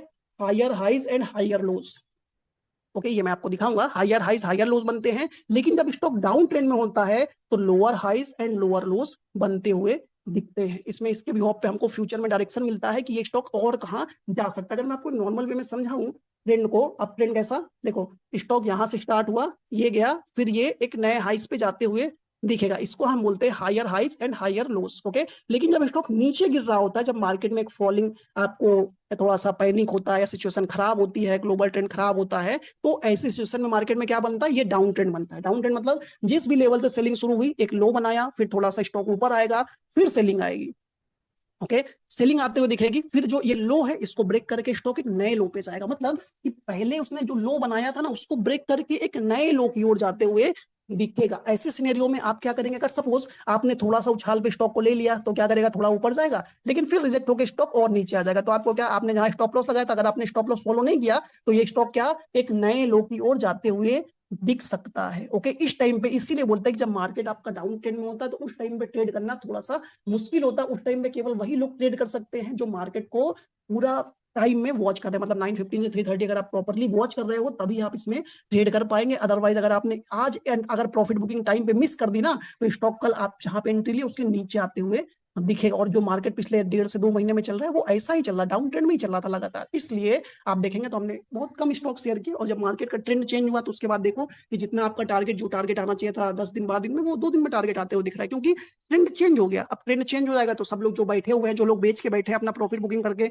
बैठे हैं, वो लोग तो बाय करने आएंगे ना। इसलिए ऐसे ट्रेंड में आपको बाय नहीं करना है। लेकिन इस ट्रेंड में क्या होता है, अप ट्रेंड में, इसमें जिस भी लेवल पे आपने लिया, सपोज इकोनॉमी में कुछ बूम होने वाला है, हमारा इकोनॉमी बूम करने वाला, सपोज अगर हमारा इकोनॉमी अभी 4 ट्रिलियन चल रहा है, यहाँ से बढ़ के 8 से 10 ट्रिलियन या 20 ट्रिलियन भी हो सकता है आने वाले 10 से 15 सालों में। हमारा गोल्डमैन सैक्स तो देख लो कि आपको 2080 तक 50 ट्रिलियन का प्रोजेक्शन दे रहा है कि हमारा इकोनॉमी इंडिया का 50 ट्रिलियन के ऊपर जाएगा। ओके, तो इतना अगर आप दिखा रहे हैं तो उसका सारा फायदा स्टॉक मार्केट, जो कंपनियां, जो इंडिया में कंपनियां काम कर रही है बेसिकली, उनको ही फायदा मिलेगा। क्योंकि अगर इतनी हमारी इकोनॉमी बढ़ेगी तो भाई हमारा इंफ्रास्ट्रक्चर भी डेवलपमेंट होना चाहिए, सारी कंपनियों को बिजनेस मिलेगा, तभी तो इकोनॉमी ऊपर जाएगा। ओके, तो आपको उस टाइम पे ये हमारा स्टॉक मार्केट कैसा अप ट्रेंड बनाता है। इसमें जिस लेवल पे स्टॉक ओपन होगा उसके ऊपर जाएगा, एक थोड़ा सा हाई बनाएगा, फिर थोड़ी सी प्रॉफिट बुकिंग आएगी, थोड़ी सी, मतलब कि बायर बैठा है बस इंतजार कर रहा है कि स्टॉक थोड़ी सी प्रॉफिट बुकिंग हो, मैं एंटर कर लूं। तो जिस लेवल पे चला है ना, वहां से इस लेवल का आने का वेट नहीं करेगा, बायर यहीं पे उठाएगा और फिर देखो इस हाई को ब्रेक करके एक नया हाई मारेगा। ओके, और इसके बाद जब स्टॉक फिर ऊपर प्रॉफिट बुकिंग आएगी, फिर नीचे आना चाहिए तो इस लो के आसपास आना चाहिए, लेकिन वहां नहीं आएगा, और उससे पहले ही रिजेक्ट होकर स्टॉक फिर एक नए हाई की ओर जाते हुए दिख जाएगा। तो अगर आप इस ट्रेंड में कभी लेंगे तो आपको यहाँ पे अच्छा रिटर्न बनेगा, लेकिन यहाँ पे रिटर्न नहीं बनेगा। अब आ जाओ इसका चार्ट पे, मैं आपको दिखाता हूँ कि 5 मिनट में कैसे आपको एनालिसिस करना है। निफ्टी भी दिखा दूंगा, कई सारे 1-2 स्टॉक भी हम आपको दिखाएंगे। देखो पहले आ जाओ निफ्टी में। अब निफ्टी, अगर निफ्टी का एनालिसिस आपको ऑलरेडी विजय सर ने भी समझाया था, लेकिन मैं आपको एक सिंपल में थोड़ा समझाता हूँ कि कभी भी ट्रेंड चेंज होने से पहले 50-50 के चार्ट में देखोगे तो ये क्या, एक अच्छा खासा कंसोलिडेशन में था। कंसोलिडेशन के बाद स्टॉक, ये निफ्टी ने ब्रेकआउट दिया, और ब्रेकआउट देने के बाद देखो निफ्टी क्या बन रहा था, अप ट्रेंड। यहां से अगर हम इसको एक नॉर्मल वे में ड्रॉ करें तो यहाँ पे देखो ये थोड़ा प्रॉफिट ये आया, फिर उसके बाद ये थोड़ा हुआ, फिर ये आया, फिर एक ऊपर गया और देखो एक हाई बनाते हुए दिख रहा है। इस ये हमारा क्या हो गया निफ्टी का अप ट्रेंड। इस फेज में निफ्टी में आप देखोगे तो जो हमारे स्टॉक थे पोर्टफोलियो के बहुत तेज ऊपर जा रहे थे, मतलब आप नॉर्मली अगर आज लेके गए तो कल आपको 5-7% का रिटर्न इजीली बनते हुए दिख रहा था। कोई भी स्टॉक हो जो मार्केट में स्ट्रॉन्ग, इसका फंडामेंटल अच्छा है, कम जो थीम चल रहा है मार्केट में, अगर वो स्टॉक पिक करते हैं तो इस फेज में आपको बहुत अच्छा रिटर्न बन रहा था। लेकिन इसी के अपोजिट जो स्टॉक आप पहले पिक कर रहे थे वही स्टॉक अब आपका पिक कर रहे हैं जब मार्केट गिर रहा है, जब डाउन ट्रेंड, मतलब यहां से स्टॉक रिजेक्शन इसका शुरू हुआ निफ्टी का। और निफ्टी ने जो पहले देखो यहाँ पे हायर हाइज जो बन रहे थे, देख रहे हो ये हायर हाइज बन रहे थे, मतलब एक हाइज पहले यहाँ पे इसने ब्रेकआउट दिया, इसके बाद देखो निफ्टी ऊपर गया, फिर जब गिरा, एक मिनट ये थोड़ा सा प्रॉपरली बना नहीं है, मैं इसको थोड़ा सा अच्छे से बनाता हूँ। देखो यहाँ पे एक तो ये गिरा, फिर ये गया, फिर देखो थोड़ा प्रॉफिट बुकिंग आया, फिर ऊपर गया, और ये फिर ये थोड़ा नीचे आया, और इसके बाद देखो ये गया, फिर ये और ये हाई तक लगातार ये अप ट्रेंड था। ओके, अब इसमें क्या, जिन लोगों ने यहाँ बाय किया वो यहाँ तक लेके आए, थोड़ी प्रॉफिट बुकिंग आई निफ्टी में, और देखो ये 4 जून का लेवल है जहां पे हमारा बेसिकली सेंट्रल गवर्नमेंट का इलेक्शन का रिजल्ट आया था। ओके, अब उसके बाद ये थोड़ा सा गिरा, ये तो एक्सेप्शनल है कि जिसके वजह से ये बड़ा शार्प फॉल आ गया। ओके, अब इसके बाद देखो फिर जब अप ट्रेंड में फिर आया तो उसके बाद देखो एक नया हाई मारा, और हाई मारने के बाद थोड़ा सा प्रॉफिट बुकिंग हुई, मतलब एक दो दिन रेड कैंडल बना, और उसके बाद देखो फिर से अप ट्रेंड, मतलब जो बायर है वो इसको गिरने दे ही नहीं रहा, बस हर लेवल पे उठा ले रहा है। तो देखो फिर ऊपर चलना शुरू हुआ, इसलिए फिर देखो 3-4 दिन थोड़ा कैंडल रेड बना और थोड़ी सी प्रॉफिट बुकिंग आई, फिर देखो ऊपर, और उसके बाद अच्छा खासा फॉल हुआ तो थोड़ा नीचे आया, लेकिन फिर देखो बायर आया, इस हाई को ब्रेक करके एक नया हाई बनाया, फिर यहां से थोड़ी प्रॉफिट बुकिंग आई, और यहाँ पे तो ये हमारा क्या, कि जो हमारा हाइज है वो देखो लगातार एक नए हाइज पे फॉर्म होते हुए दिख रहा है, और जो लो हमारा ये बनना चाहिए वो एक बार तो हुआ, लेकिन उसके बाद देखो ये लो बना, फिर एक नया लो, और उसके बाद ये, और उसके बाद इसके बाद तो ये। ओके, तो ये हमारा अप ट्रेंड था। अब इसके अपोजिट जब आप जाओगे डाउन ट्रेंड में, तो ये इसने जब अपना हाई बना लिया तो वहां से देखो स्टॉक गिरना, निफ्टी गिरना शुरू हुआ।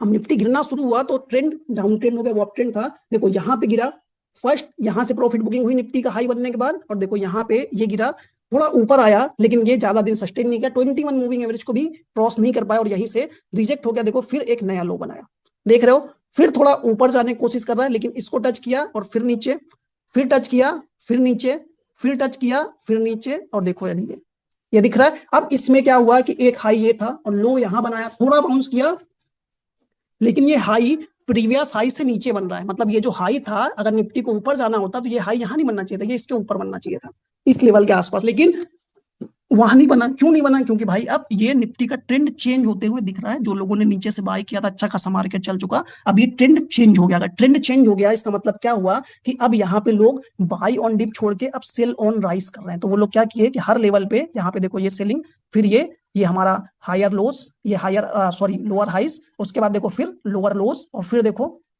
ये लोअर हाइस, इसके ऊपर बनना चाहिए था यहाँ पे, इसके ऊपर, लेकिन ये क्या यहीं पे बना, फिर देखो रिजेक्ट। तो ये हमारा लोअर हाइज बनते हुए दिख रहा था, ये निफ्टी का ट्रेंड पूरा निगेटिव था, इसलिए हमें कोई स्टॉक में मूवमेंट नहीं मिले थे, क्योंकि हमारा जो मेन इंडाइसिस है ये निफ्टी है, हमारे पास स्टॉक हमारा जो पोर्टफोलियो में जाता है mid cap small cap stock होते हैं, लेकिन अगर हमारा मेन इंडाइसिस इसको मिड कैप स्मॉल कैप सारे स्टॉक सारे इंडेक्स फॉलो करते हैं, अगर यही गिर रहा है डाउन ट्रेंड में तो वो तो और भी ज्यादा गिरते हुए दिखेंगे ना। लेकिन अब उसके बाद देखो क्या हुआ कि निफ्टी ने यहां से आराम से ये गिरता रहा, लेकिन अब इसको देखो कि जो प्रीवियस हाई था, जो ट्रेंड के अकॉर्डिंग इसका ये ट्रेंड बनना चाहिए था, ये ट्रेंड हमारा बन रहा था, लेकिन आप देखो कि इस बार ये हाई ना बन के इसके बाद ये ब्रेक होके नीचे आना चाहिए था, लेकिन यहां से ये निफ्टी ऊपर चला गया, मतलब जो ट्रेंड बन रहा था वो ट्रेंड चेंज हो गया, और इसने यहां से क्या किया कि अब ट्रेंड बनना शुरू कर सकता है, और निफ्टी अब एक ये बनाया, अब शायद ये, और दूसरा इसके लो करके फिर निफ्टी इसके ऊपर जाते हुए दिख सकता है। तो ये क्या फॉर्म करने की कोशिश कर रहा है, जो इसने यहाँ पे फॉर्म किया था इस लेवल पे, इसलिए यहाँ पे जो लोग मार्केट में वेट कर रहे थे उनको क्या दिख गया कि ये निफ्टी में ट्रेंड चेंज हो गया है, अब ये निफ्टी यहाँ से अच्छा खासा अप मूव दिखा सकता है, अप ट्रेंड में आएगा तो जो लोग बेच के बैठे पोर्टफोलियो वो लोग खरीदने आएंगे। इस वजह से आप देखेंगे तो जैसे ही निफ्टी में थोड़ा सा ट्रेंड चेंज हुआ, आप देखो इतना शार्प, मतलब जितना दिन से गिर रहा था धीरे धीरे, लेकिन बाइंग आया तो कितना खतरनाक आया। और देखो आप यहाँ पे निफ्टी कहाँ पे था, 22,800 22,700, इस लेवल से आप देखेंगे तो निफ्टी कहाँ आ गया, अराउंड 23,900, कितना 5 से 7 दिनों में 1,000 पॉइंट से ज्यादा का रैली दे दिया। तो जब भी ट्रेंड चेंज होता है किसी स्टॉक का हो या कोई इंडेक्स का हो, तो हमेशा ये शार्प मूव ही देगा। ये तो हमारा निफ्टी का हो गया। अगर मैं आपको इसको कोई एक दो स्टॉक पे दिखाऊं तो आपको वहां पे थोड़ा और भी समझ में आ सकता है। जैसे अगर मैं आपको सपोज कोई स्टॉक दिखाता हूँ, JWL, चलो मैं एक बार आपको JWL दिखाता हूँ, इसका रिजल्ट क्या था, ऑल टाइम हाई था, ठीक है। अब ऑल टाइम हाई में पहले स्टॉक ने लगातार अप ट्रेंड मारा, देखो ये चल रहा है अप ट्रेंड। हमेशा अप ट्रेंड शुरू होने से पहले कंसोलिडेशन होना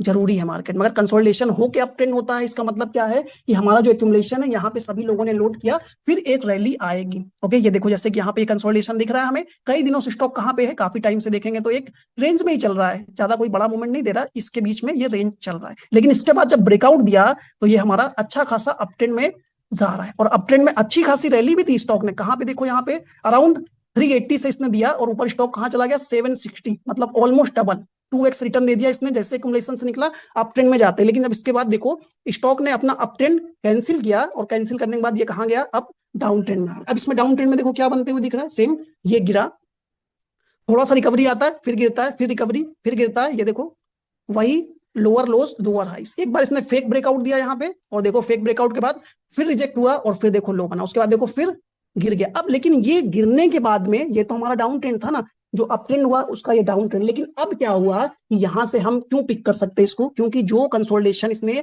इस लेवल के आसपास दिया था अप ट्रेंड की रैली शुरू होने से पहले, जैसे कि आप देखोगे यहाँ पे, अगर मैं इसको थोड़ा सा ड्रॉ करूं तो देखो ये, अगर इसको ड्रॉ करूं तो ये एक हमारा ये है, इसको देखो ये कंसोलिडेट हुआ इसमें, और उसके बाद देखो रैली हुई। अब इसी तरह ये डाउन ट्रेंड है, डाउन ट्रेंड के बाद ये कहाँ आ गया, एक सपोर्ट पे, बड़े डिमांड जोन के पास में आ गया। बड़ा डिमांड जोन कहाँ, इस लेवल पे, जहां पे एक बड़ा डिमांड जोन है 2023 का सपोर्ट लेवल, सितंबर 2023 का सपोर्ट लेवल है, इसके पास आया। और देखो इसमें कई दिन से ये, इसके बाद यहाँ पे वॉल्यूम लो हो गई, कुछ बड़े प्लेयर ने एंट्री करने की, धीरे धीरे वो एंट्री लेना स्टार्ट कर रहे हैं, और यहाँ पे उन्होंने थोड़ा सा एक्यूमुलेशन जोन बनाया। एक्यूमुलेशन जोन बनाने के बाद इनको फिर से लोअर लो बनाना था, तो नीचे जाना चाहिए था, लेकिन नहीं गया। अब ये कहाँ जा रहा है, 50 डेज मूविंग एवरेज के ऊपर, मतलब शॉर्ट टर्म मूविंग एवरेज के ऊपर जाते हुए दिख रहा है। अगर कोई stock short term moving average के ऊपर जाता है, तो जितने भी आपके शॉर्ट टर्म वाले ट्रेडर होते हैं, जिनका मार्केट में भी 1 1.5 महीने 2 महीने का होता है स्टॉक को लेने के लिए, वो इस स्टॉक को हमेशा पिक करने चले जाते हैं 50 डीएमए के ऊपर। ओके, ये 50 डीएमए अभी डीएमए मैं आपको बताऊंगा। तो अगर इसके ऊपर जाता है, यहाँ से ट्रेंड चेंज होता है, ट्रेंड चेंज होगा ना, तो ये हमेशा ये स्टॉक कहाँ जाएगा, फिर इसका थोड़ा सा ये ट्रेंड चेंज हुआ, ये ऊपर जाएगा, थोड़ा यहाँ कंसोलिडेट करेगा, फिर ये, फिर इसके आसपास, और धीरे धीरे ये अप ट्रेंड में स्टॉक ऐसे जा सकता है। अगर आप इसका थोड़ा सा फंडामेंटल देखो, तो कंपनी वैगन सेक्टर में काम करती है, और रेलवे के लिए लगातार वैगन की तो डिमांड आ ही रही है, गवर्नमेंट से लगातार ऑर्डर भी मिल रहे हैं। और जो हमारा अप्रैल से जून का जो सेशन होता है, जैसा कि ऑलरेडी हमने ग्रुप में डाला था, तो उसमें हमेशा कंपनियों को, जो पीएसयू कंपनियां होती हैं, उनको गवर्नमेंट की साइड से ऑर्डर मिलते हुए दिखते हैं। जैसे अगर आप एचबीएल देखोगे, आरबीएनएल देखो, इरकॉन देखो, जेडब्ल्यूएल देखो, सबको इसमें ऑर्डर मिलते हुए दिख रहे हैं। क्यों क्यों ऑर्डर मिल रहा है लगातार, क्योंकि जो पिछले क्वार्टर का, मतलब जो पिछले फाइनेंशियल ईयर में इनको ऑर्डर मिला था, वो तो इनको पुराना जो गवर्नमेंट ने दिया वो उसमें कंप्लीट किया, इन्होंने कंप्लीट कर दिया। सपोज अगर रेलवे सेक्टर को टोटल जो कैपेक्स मिला 2.55 लाख करोड़ का मिला, ठीक है। अब 2.55 लाख करोड़ के लिए हर सेक्टर के अलग दिया होगा, कुछ को शायद सेफ्टी के लिए दिया हो, कुछ वैगन कंपनीज को दिया हो, कुछ रेलवे के ट्रैक बनाने के लिए दिया हो। तो हर सेक्टर में अलग अलग कंपनियां काम करती है ना। तो सपोज जिन कंपनियों को ऑर्डर मिला, उसमें शायद ट्रैक वाले ने अपना काम पूरा ना किया हो, लेकिन शायद एचबीएल ने अपना काम पूरा कर दिया हो, सेफ्टी वाले ने। अगर सेफ्टी वाले ने काम पूरा कर दिया तो वो दूसरे ऑर्डर का इंतजार कर रहा है ना। लेकिन जो रेलवे को गवर्नमेंट की साइड से बजट मिला, वो तो 2.55 लाख करोड़ का था ना, अब वो खत्म हो गया। तो अब जैसे ही वो खत्म होगा, तो नया बजट, मतलब नया फाइनेंशियल ईयर स्टार्ट होगा, तो गवर्नमेंट का जो नेक्स्ट फाइनेंशियल ईयर में जो बजट मिला है रेलवे को, वो फिर से इन कंपनियों को मिलेगा, तो इस सेक्टर में फिर से काम शुरू होगा। तो वो चीजें, वो फंडामेंटल भी बता रही, लेकिन हमें टेक्निकल भी वही बता रहा है कि जो जिस हिसाब से हमारा पहले रैली हुआ था कंसोलिडेशन के बाद में, और ट्रेंड अप ट्रेंड बना था, वही हमारा अब डाउन ट्रेंड है। और डाउन ट्रेंड के बाद एक एक्यूमुलेशन बना रहा है, एक्यूमुलेशन के बाद हमेशा अगेन हमें अप ट्रेंड होते हुए दिखेगा। क्योंकि जब मार्केट बियर फेस में होता है, जब मार्केट गिरता है ना, तो उसके बाद ही अपॉर्चुनिटी मिलता है। क्योंकि कभी भी कोई, अगर आपको दिखता है जो मार्केट में बड़े प्लेयर होते हैं, वो हमेशा इनके पीछे जाते हैं, और जहां पे आपको उनको ये दिखता है कि आने वाले टाइम में गवर्नमेंट यहाँ पे फोकस कर सकता है, तो ऐसे स्टॉक को वो हमेशा इस लेवल के पास लोड करते हैं, जहां पे एक बड़ा सप्लाई डिमांड जोन होता है। डिमांड जोन के साथ में जहां पे जैसे ही ट्रेंड चेंज होगा, ट्रेंड से पहले वो अपनी पूरा पोर्टफोलियो में फुल कर लेंगे स्टॉक को। क्योंकि आप देखेंगे तो अगर वो लोग अपनी बड़ी क्वांटिटी लोड कर लिए, और जैसे उसमें ट्रेंड चेंज होगा, तो सारे जितने मार्केट में ट्रेडर है, स्विंग ट्रेडर है, या आपको ऑपरेटर है, वो सारे इस स्टॉक को ऊपर ले जाते हुए दिखेंगे। तो आपको हमेशा ऐसे ट्रेंड वाले स्टॉक में फोकस करके चलना। जैसे जेडब्ल्यूएल हो गया। अब इसके बाद अगर मैं दिखाऊं आपको रेलटेल, देखो रेलटेल में क्या हुआ, सेम रेलटेल का भी सेम सिनेरियो है। अभी देखो ये डाउन ट्रेंड था, लेकिन फिर से ये इस लेवल के आसपास सपोर्ट बनाते हुए दिख रहा है। इसमें देखोगे तो इस लेवल के आसपास लिया, उसके बाद बड़ी रैली हुई, इस लेवल पे आया, यहां से ट्रेंड चेंज करने की कोशिश की, लेकिन यहाँ पे थोड़ा प्रॉफिट बुकिंग आ गया, और ये रिजेक्ट हो रहा है इस लेवल से। लेकिन अगर इसको फिर से ऑर्डर मिला है, 162 करोड़ के आसपास का ऑर्डर मिला है फ्राइडे को, तो वो मार्केट आवर के बाद में मिला है, तो ये कल मार्केट में फिर से बूम करते हुए हमें ऊपर की ओर जाते हुए दिख सकता है। अगर इसका ट्रेंड यहाँ से चेंज हुआ, अगर मैं इसका ट्रेंड दिखाऊं तो ये हमारा एक तो ये एक्यूमुलेशन था, इसके बाद देखो ये ऊपर गया, इसका थोड़ा लो, फिर अगर ये ऊपर, ये अगर ये यहाँ से ट्रेंड चेंज होता है तो हमारा फिर से ये अपने प्रीवियस हाइस को टच करने की कोशिश कर सकता है। तो आपको ये थोड़ा सा नजरे बना के रखना। इसके साथ अगर आप एचबीएल इंजीनियरिंग का चार्ट देखोगे तो एचबीएल इंजीनियरिंग में हम बार बार क्यों फोकस कर रहे हैं, क्योंकि गवर्नमेंट को जो टोटल अभी कवच को इंस्टॉल करना है उसका टोटल जो कैपेसिटी है वो 44,000 करोड़ का आसपास की किलोमीटर है, मतलब 44,000 करोड़ किलोमीटर के आसपास इनको लगाना है। ठीक है, कवच को इंस्टॉल करना है, लेकिन अभी कितना लगा है, 1400 किलोमीटर ही लगाया है। तो अभी बहुत सारी इसमें अपॉर्चुनिटी है इस कंपनी को, और अभी तक कवच में कोई ऐसी कोई कंपनी नहीं है एचबीएल इंजीनियरिंग को छोड़ के जो डायरेक्ट कवच बनाती हो और इंस्टॉल करती हो ट्रेनों में। तो अभी इनके पास में क्या, हमें सीधा ये पहले डाउन ट्रेंड में था तो हमने इसको ज्यादा कुछ अपडेट नहीं किया ग्रुप में, क्योंकि मालूम है अगर हम इसको डाउन ट्रेंड में कभी भी अपडेट करेंगे आपको तो आप थोड़ा लेंगे, फिर स्टॉक नीचे आएगा, फिर आप क्या देखेंगे कि आप फ्रस्ट्रेट होकर इसको बेच देंगे। लेकिन जब इसका ट्रेंड चेंज हो रहा हो, मतलब मूविंग एवरेज के ऊपर आने की कोशिश कर रहा है और कोई बड़ा प्लेयर इसमें एंटर करने की कोशिश कर रहा है, कोई ऑपरेटर इसमें ऑलरेडी वैल्यूम के साथ एंटर कर रहा है, साथ में ऑर्डर मिल रहा है, तो जब स्टॉक यहां से ये मूव करेगा ना तो ये बहुत फास्ट मूव करेगा, और जब रिकवरी दिखाएगा डाउन ट्रेंड से तो ये आपके हाथ में पकड़ में नहीं आएगा, और एक दिन में स्टॉक 10-10%, 12-12% भागते हुए दिखेगा। तो आप देख ही रहे थे पिछले स्टॉक गिरते थे तो गिरता थोड़ा था, लेकिन जिस दिन रिकवरी फास्ट आती थी, रिकवरी में आपको हमारी स्टॉक हमेशा 10 से 12% ऊपर जाते थे, क्योंकि हम फंडामेंटल के साथ मार्केट में क्या चल रहा है, कौन सा सेक्टर फोकस में, उस पर नजरें बना के रखते हैं। तो आपको ये चीजें केवल चार्ट पे ध्यान नहीं देना, चार्ट के साथ साथ मार्केट में क्या चल रहा है वो भी ध्यान देके चलना है, तभी आप मार्केट में अच्छा पैसा बना पाएंगे। टेक्निकल तो चल रहा है, टेक्निकल के व्यू पे हम देख रहे हैं, लेकिन टेक्निकल के साथ न्यूज को भी थोड़ा ध्यान में रख के चलो, और जहां पे ऑपरेटर एंट्री कर रहा है कैसे आपको फाइंड आउट करना वो सब हम क्लास में बताते हैं, इतना मैं आपको यहाँ एक्सप्लेन नहीं कर पाऊंगा अभी। ओके, लेकिन फिर भी देखो जो डिमांड जोन है वहां पे एक नॉर्मल सपोर्ट बना है, थोड़ा आपको डबल बॉटम बनाते हुए दिख रहा है। डबल बॉटम के बाद देखो बड़ा यहाँ पे एंट्री हुआ, कोई आपको बड़ी क्वांटिटी में बाइंग आई है, वैल्यूम आई है, उसके बाद देखो स्टॉक यहाँ पे कंसोलिडेट कर, अभी भी इसमें एग्रेसिव बायर है, और ऑपरेटर अभी भी इसमें लग रहा है कि मुझे ऑपरेटर है जो इसको एक बार ये 50 डे में ऊपर गया तो यहाँ से वो इसको तेजी से ऊपर लेके जाएगा, अगर मार्केट में कोई बड़ा फॉल सामने नहीं आया। बाकी आपको ग्लोबल फैक्टर ने कवर ही कर दिया है, तो अगर बड़ा ट्रंप यहाँ पे कुछ बड़ा अनाउंसमेंट नहीं करता टैरिफ लगाने पे तो फिर ये मार्केट में हमें रैली होते हुए दिखेगा। लेकिन जैसे कि रेलवे सेक्टर पे ज्यादा टैरिफ का कुछ इशू असर पड़ेगा नहीं, लेकिन अगर पड़ता भी है तो वो थोड़ा सा 1-2 दिन साइड पे, क्योंकि मार्केट अगर बुरा गिरता है तो ये स्टॉक कई दिन थोड़े दिन साइडवेज हो सकता है अगर, लेकिन जब रैली शुरू होगी तो ये बहुत तेजी से ऊपर जाते हुए दिखेगा, क्योंकि इसमें ऑलरेडी बिग प्लेयर ने एंट्री कर ली है। तो आपको ये थोड़ा सा ट्रेंड के अकॉर्डिंग स्टॉक में जाना है। अप ट्रेंड में जाएंगे तो हमेशा अच्छा रिटर्न बनेगा, लेकिन डाउन ट्रेंड में जाएंगे तो आपको क्या लॉस ही होगा। ओके, अब आ जाओ नेक्स्ट कि हमें नेक्स्ट कहाँ पे फोकस करना है। अब ये ट्रेंड के बाद इंडिकेटर, मैंने आपको अभी कैंडल बताया, कैंडल के साथ कुछ वैल्यूम का एक्सप्लेनेशन दिया, साथ में सप्लाई जोन, डिमांड जोन ये बताया।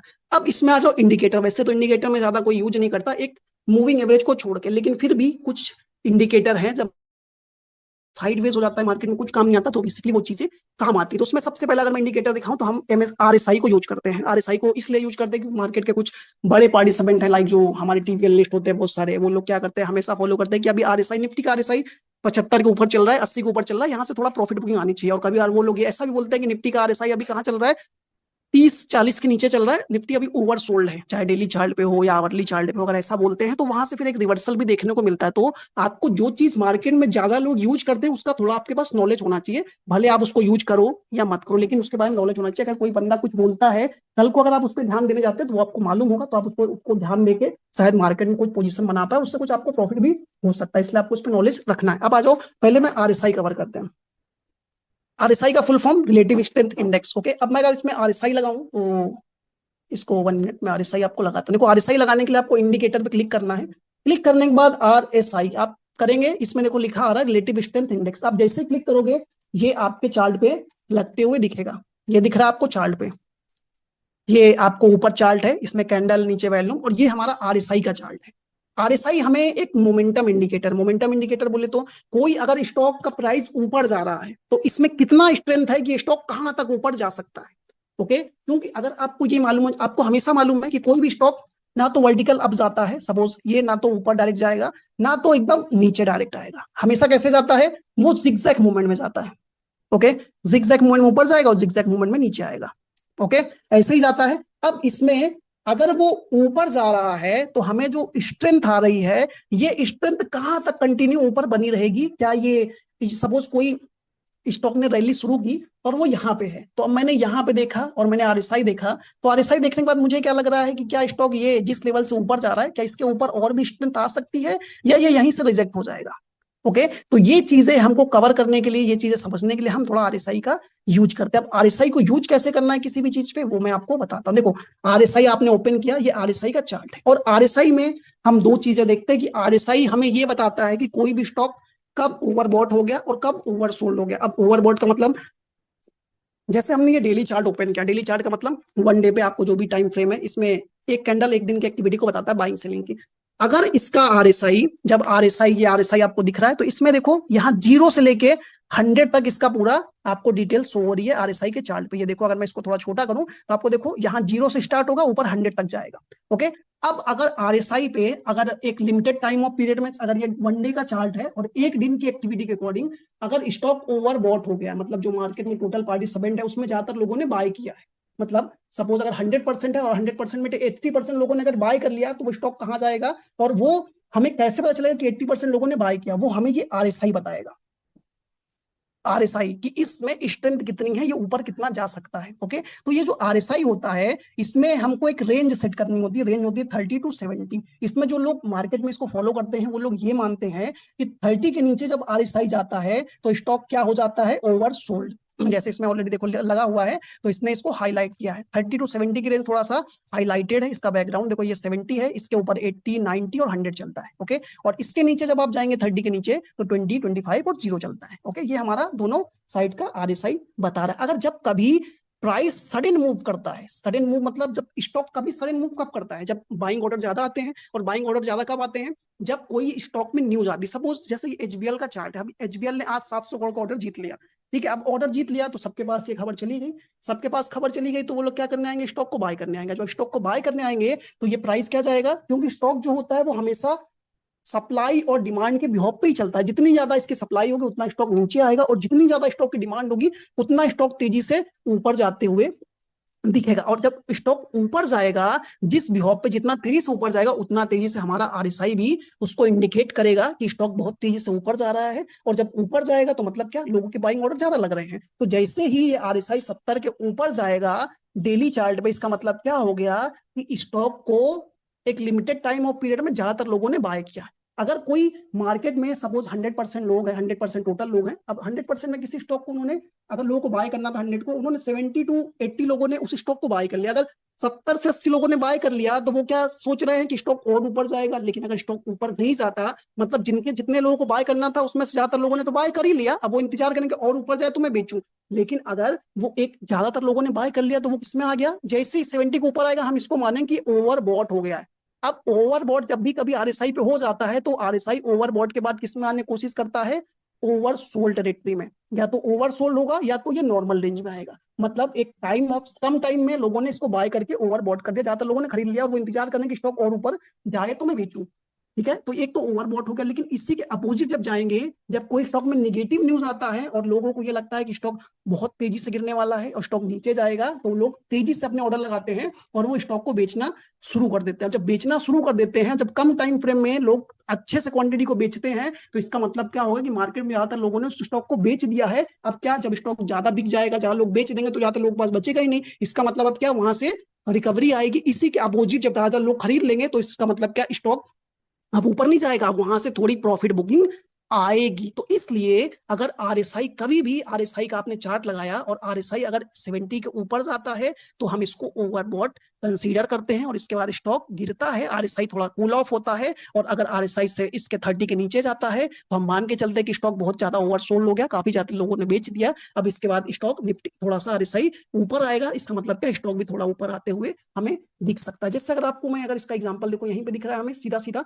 आरएसआई देखो यहाँ पे 70 के ऊपर जा रहा है। 70 के ऊपर मतलब ये ओवर बॉट हो गया। अब ओवर बॉट हो गया मतलब थोड़ा प्रॉफिट बुकिंग आनी चाहिए। तो देखो, प्रॉफिट बुकिंग आने के लिए स्टॉक धीरे धीरे नीचे गिर रहा है।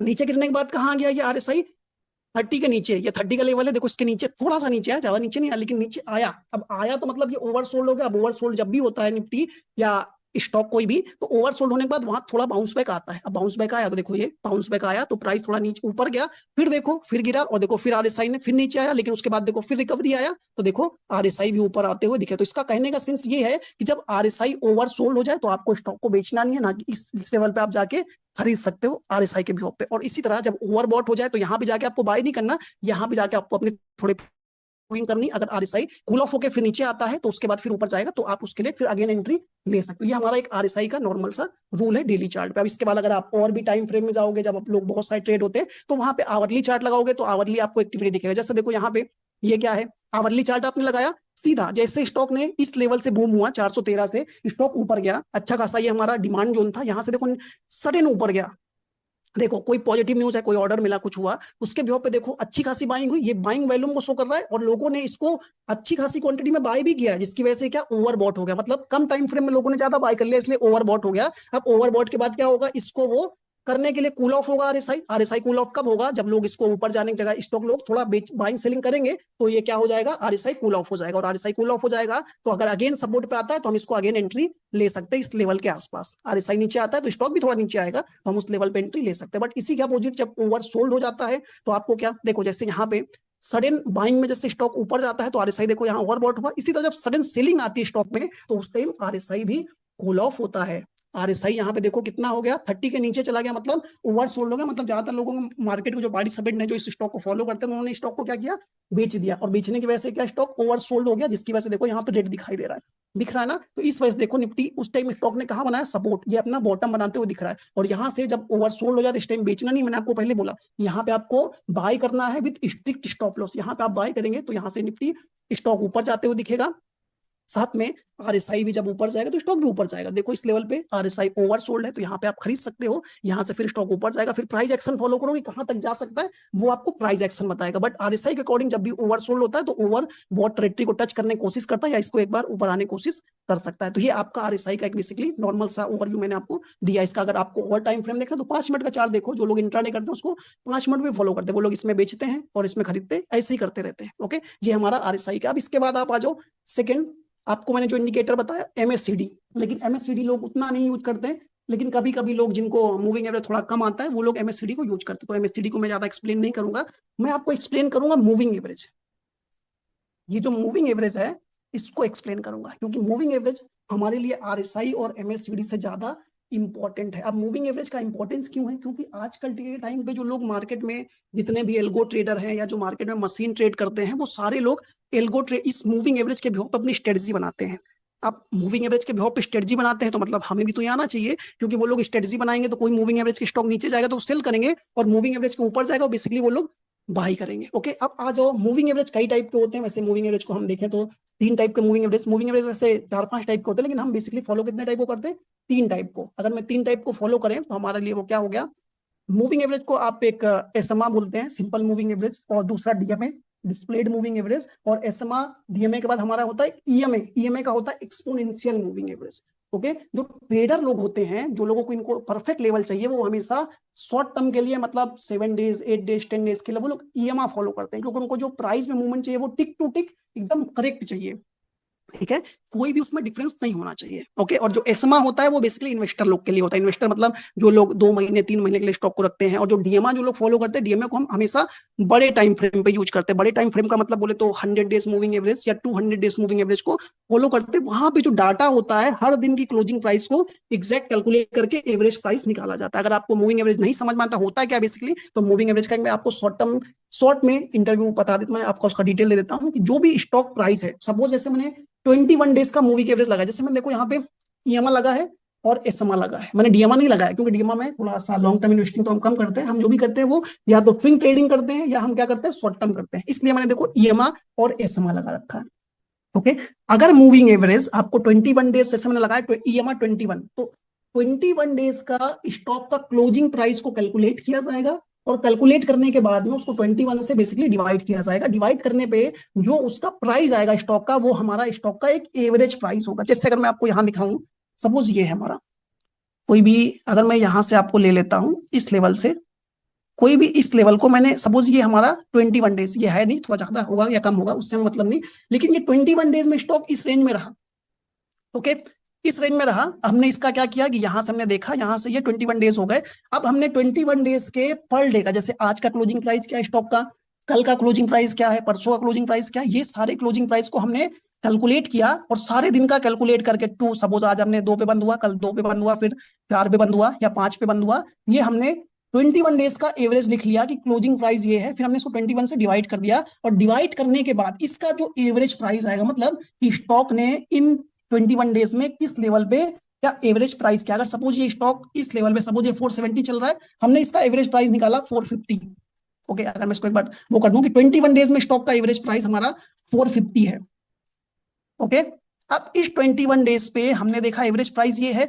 अगर आज स्टॉक 21 डेज में स्टॉक अगर 470 पे ट्रेड कर रहा है मूविंग एवरेज के ऊपर, तो हम इसको बोलेंगे कि स्टॉक बुलिश है, मतलब एवरेज से प्राइस ऊपर है तो बुलिश है। अगर ये 450 से नीचे है, 420 या 400 है, तो हम इसको क्या बोलेंगे कि अभी स्टॉक बियरिश है या स्टॉक थोड़ा सा अभी निगेटिव है। हम थोड़ा इंतजार करेंगे, जब ये मूविंग एवरेज के ऊपर आएगा तो हम इसको अगेन बाय करेंगे, क्योंकि जो ट्रेडर होते हैं, जो आपका शॉर्ट टर्म के लिए जो लोग बाय करते हैं, वो हमेशा मूविंग एवरेज को फॉलो करते हैं और उनको हमेशा स्टॉक बुलिश चाहिए। वो मूविंग एवरेज के ऊपर की स्टॉक को पिक करेंगे, नीचे के स्टॉक को पिक करने नहीं जाएंगे।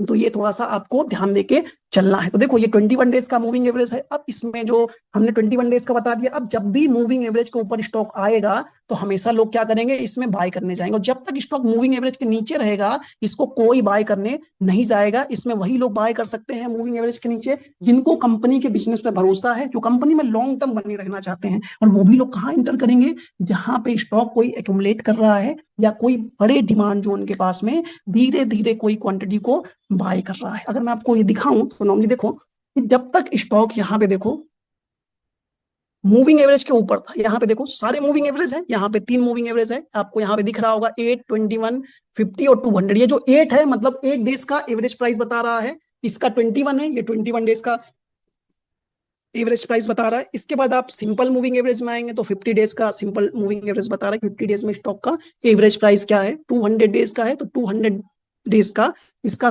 एवरेज प्राइस क्या होना चाहिए। अगर मैं आपको इसको चारों देखूं तो इसका कलर देख लो, आपको समझ में आ जाएगा। देखो अब मैंने चारों को ऑन कर दिया, आपको चारों मूविंग एवरेज का देखो कि 8 यमा जो है वो हमारा रेड है, और जो 21 है वो आपका येलो है, और आपका जो 50 है वो ग्रीन है, और जो आपका ब्लू है वो 200 SMA है। अब मैंने इसको ओके कर दिया। अब ओके करने के बाद जैसे आप देखेंगे तो आपको जो भी ट्रेडर है वो हमेशा स्टॉक को कब पिक करने आएगा, जब वो सारे मूविंग एवरेज के ऊपर होगा। ओके, तो अब देखो अभी स्टॉक क्या 8 यमा हमारा ये रेड वाला था। ओके, ये रेड, येलो 21 है, ये 50 है और ये 200 है। अब देखो 200 के ऊपर तो ऑलरेडी है ही है, 50 SMA के ऊपर है, 21 के ऊपर है और ये 8 यमा। तो अगर आप इस लेवल पे स्टॉक को पिक करेंगे तो हमेशा स्टॉक यहां से मूव करते हुए बहुत तेजी से ऊपर की ओर जाएगा। ओके, और अगर आप इसमें कोई चार्ट पैटर्न, इसमें प्राइस एक्शन के अकॉर्डिंग आपको यहाँ पे कुछ दिख रहा है, सपोज मैंने इसको यहाँ ड्रॉ किया तो मैंने ये देखा कि यहाँ पे ये ट्रेंड लाइन का ब्रेकआउट दे रहा है। ठीक है, अब ट्रेंड लाइन का ब्रेकआउट दे रहा है, ट्रेंड लाइन का ब्रेकआउट देने के साथ ही साथ आपको क्या दिख रहा है, सारे मूविंग एवरेज क्रॉस ओवर हो रहे हैं। साथ में ये क्या, अगर आपको इसका पैटर्न बनाऊं तो यहाँ पे आपको एक इन्वर्टेड हेड एंड शोल्डर भी आते हुए दिख सकता है। इस टाइम अगर आपको दिखाऊं, ये हमारा एक शोल्डर, ओके, दूसरा हमारा ये हमारा हेड हो गया, ओके, और दूसरा हमारा शोल्डर ये हमारा इन्वर्टेड हेड एंड शोल्डर बनते हुए दिख रहा है। तो इसमें कंफर्मेशन मिल गया, एक तो ये चार्ट पैटर्न ब्रेकआउट, साथ में आपको ट्रेंड लाइन ब्रेकआउट, तीसरा आपको क्या, मूविंग एवरेज का ब्रेकआउट। अगर आपको कभी ऐसा मिलता है तो ऐसे टाइम पे आपको कभी भी ऐसे मूविंग एवरेज में कोई स्टॉक को छोड़ना नहीं है। सपोज हम जब स्टॉक को देते हैं तो हम शॉर्ट टर्म का अगर हमने लिखा तो शॉर्ट टर्म मतलब वो अभी मूविंग एवरेज के नीचे है लेकिन स्ट्रॉन्ग डिमांड जोन के पास है। जैसे अगर मैं आपको उसका एग्जाम्पल दिखाऊं तो टरिल, अगर टरिल आपको देखें तो टरिल का डिमांड ऑलरेडी बना हुआ था पावर सेक्टर में, ऑलरेडी विजय सर ने आपको कवर किया था। ओके, अब इसमें अगर मैं आपको दिखाऊं तो देखो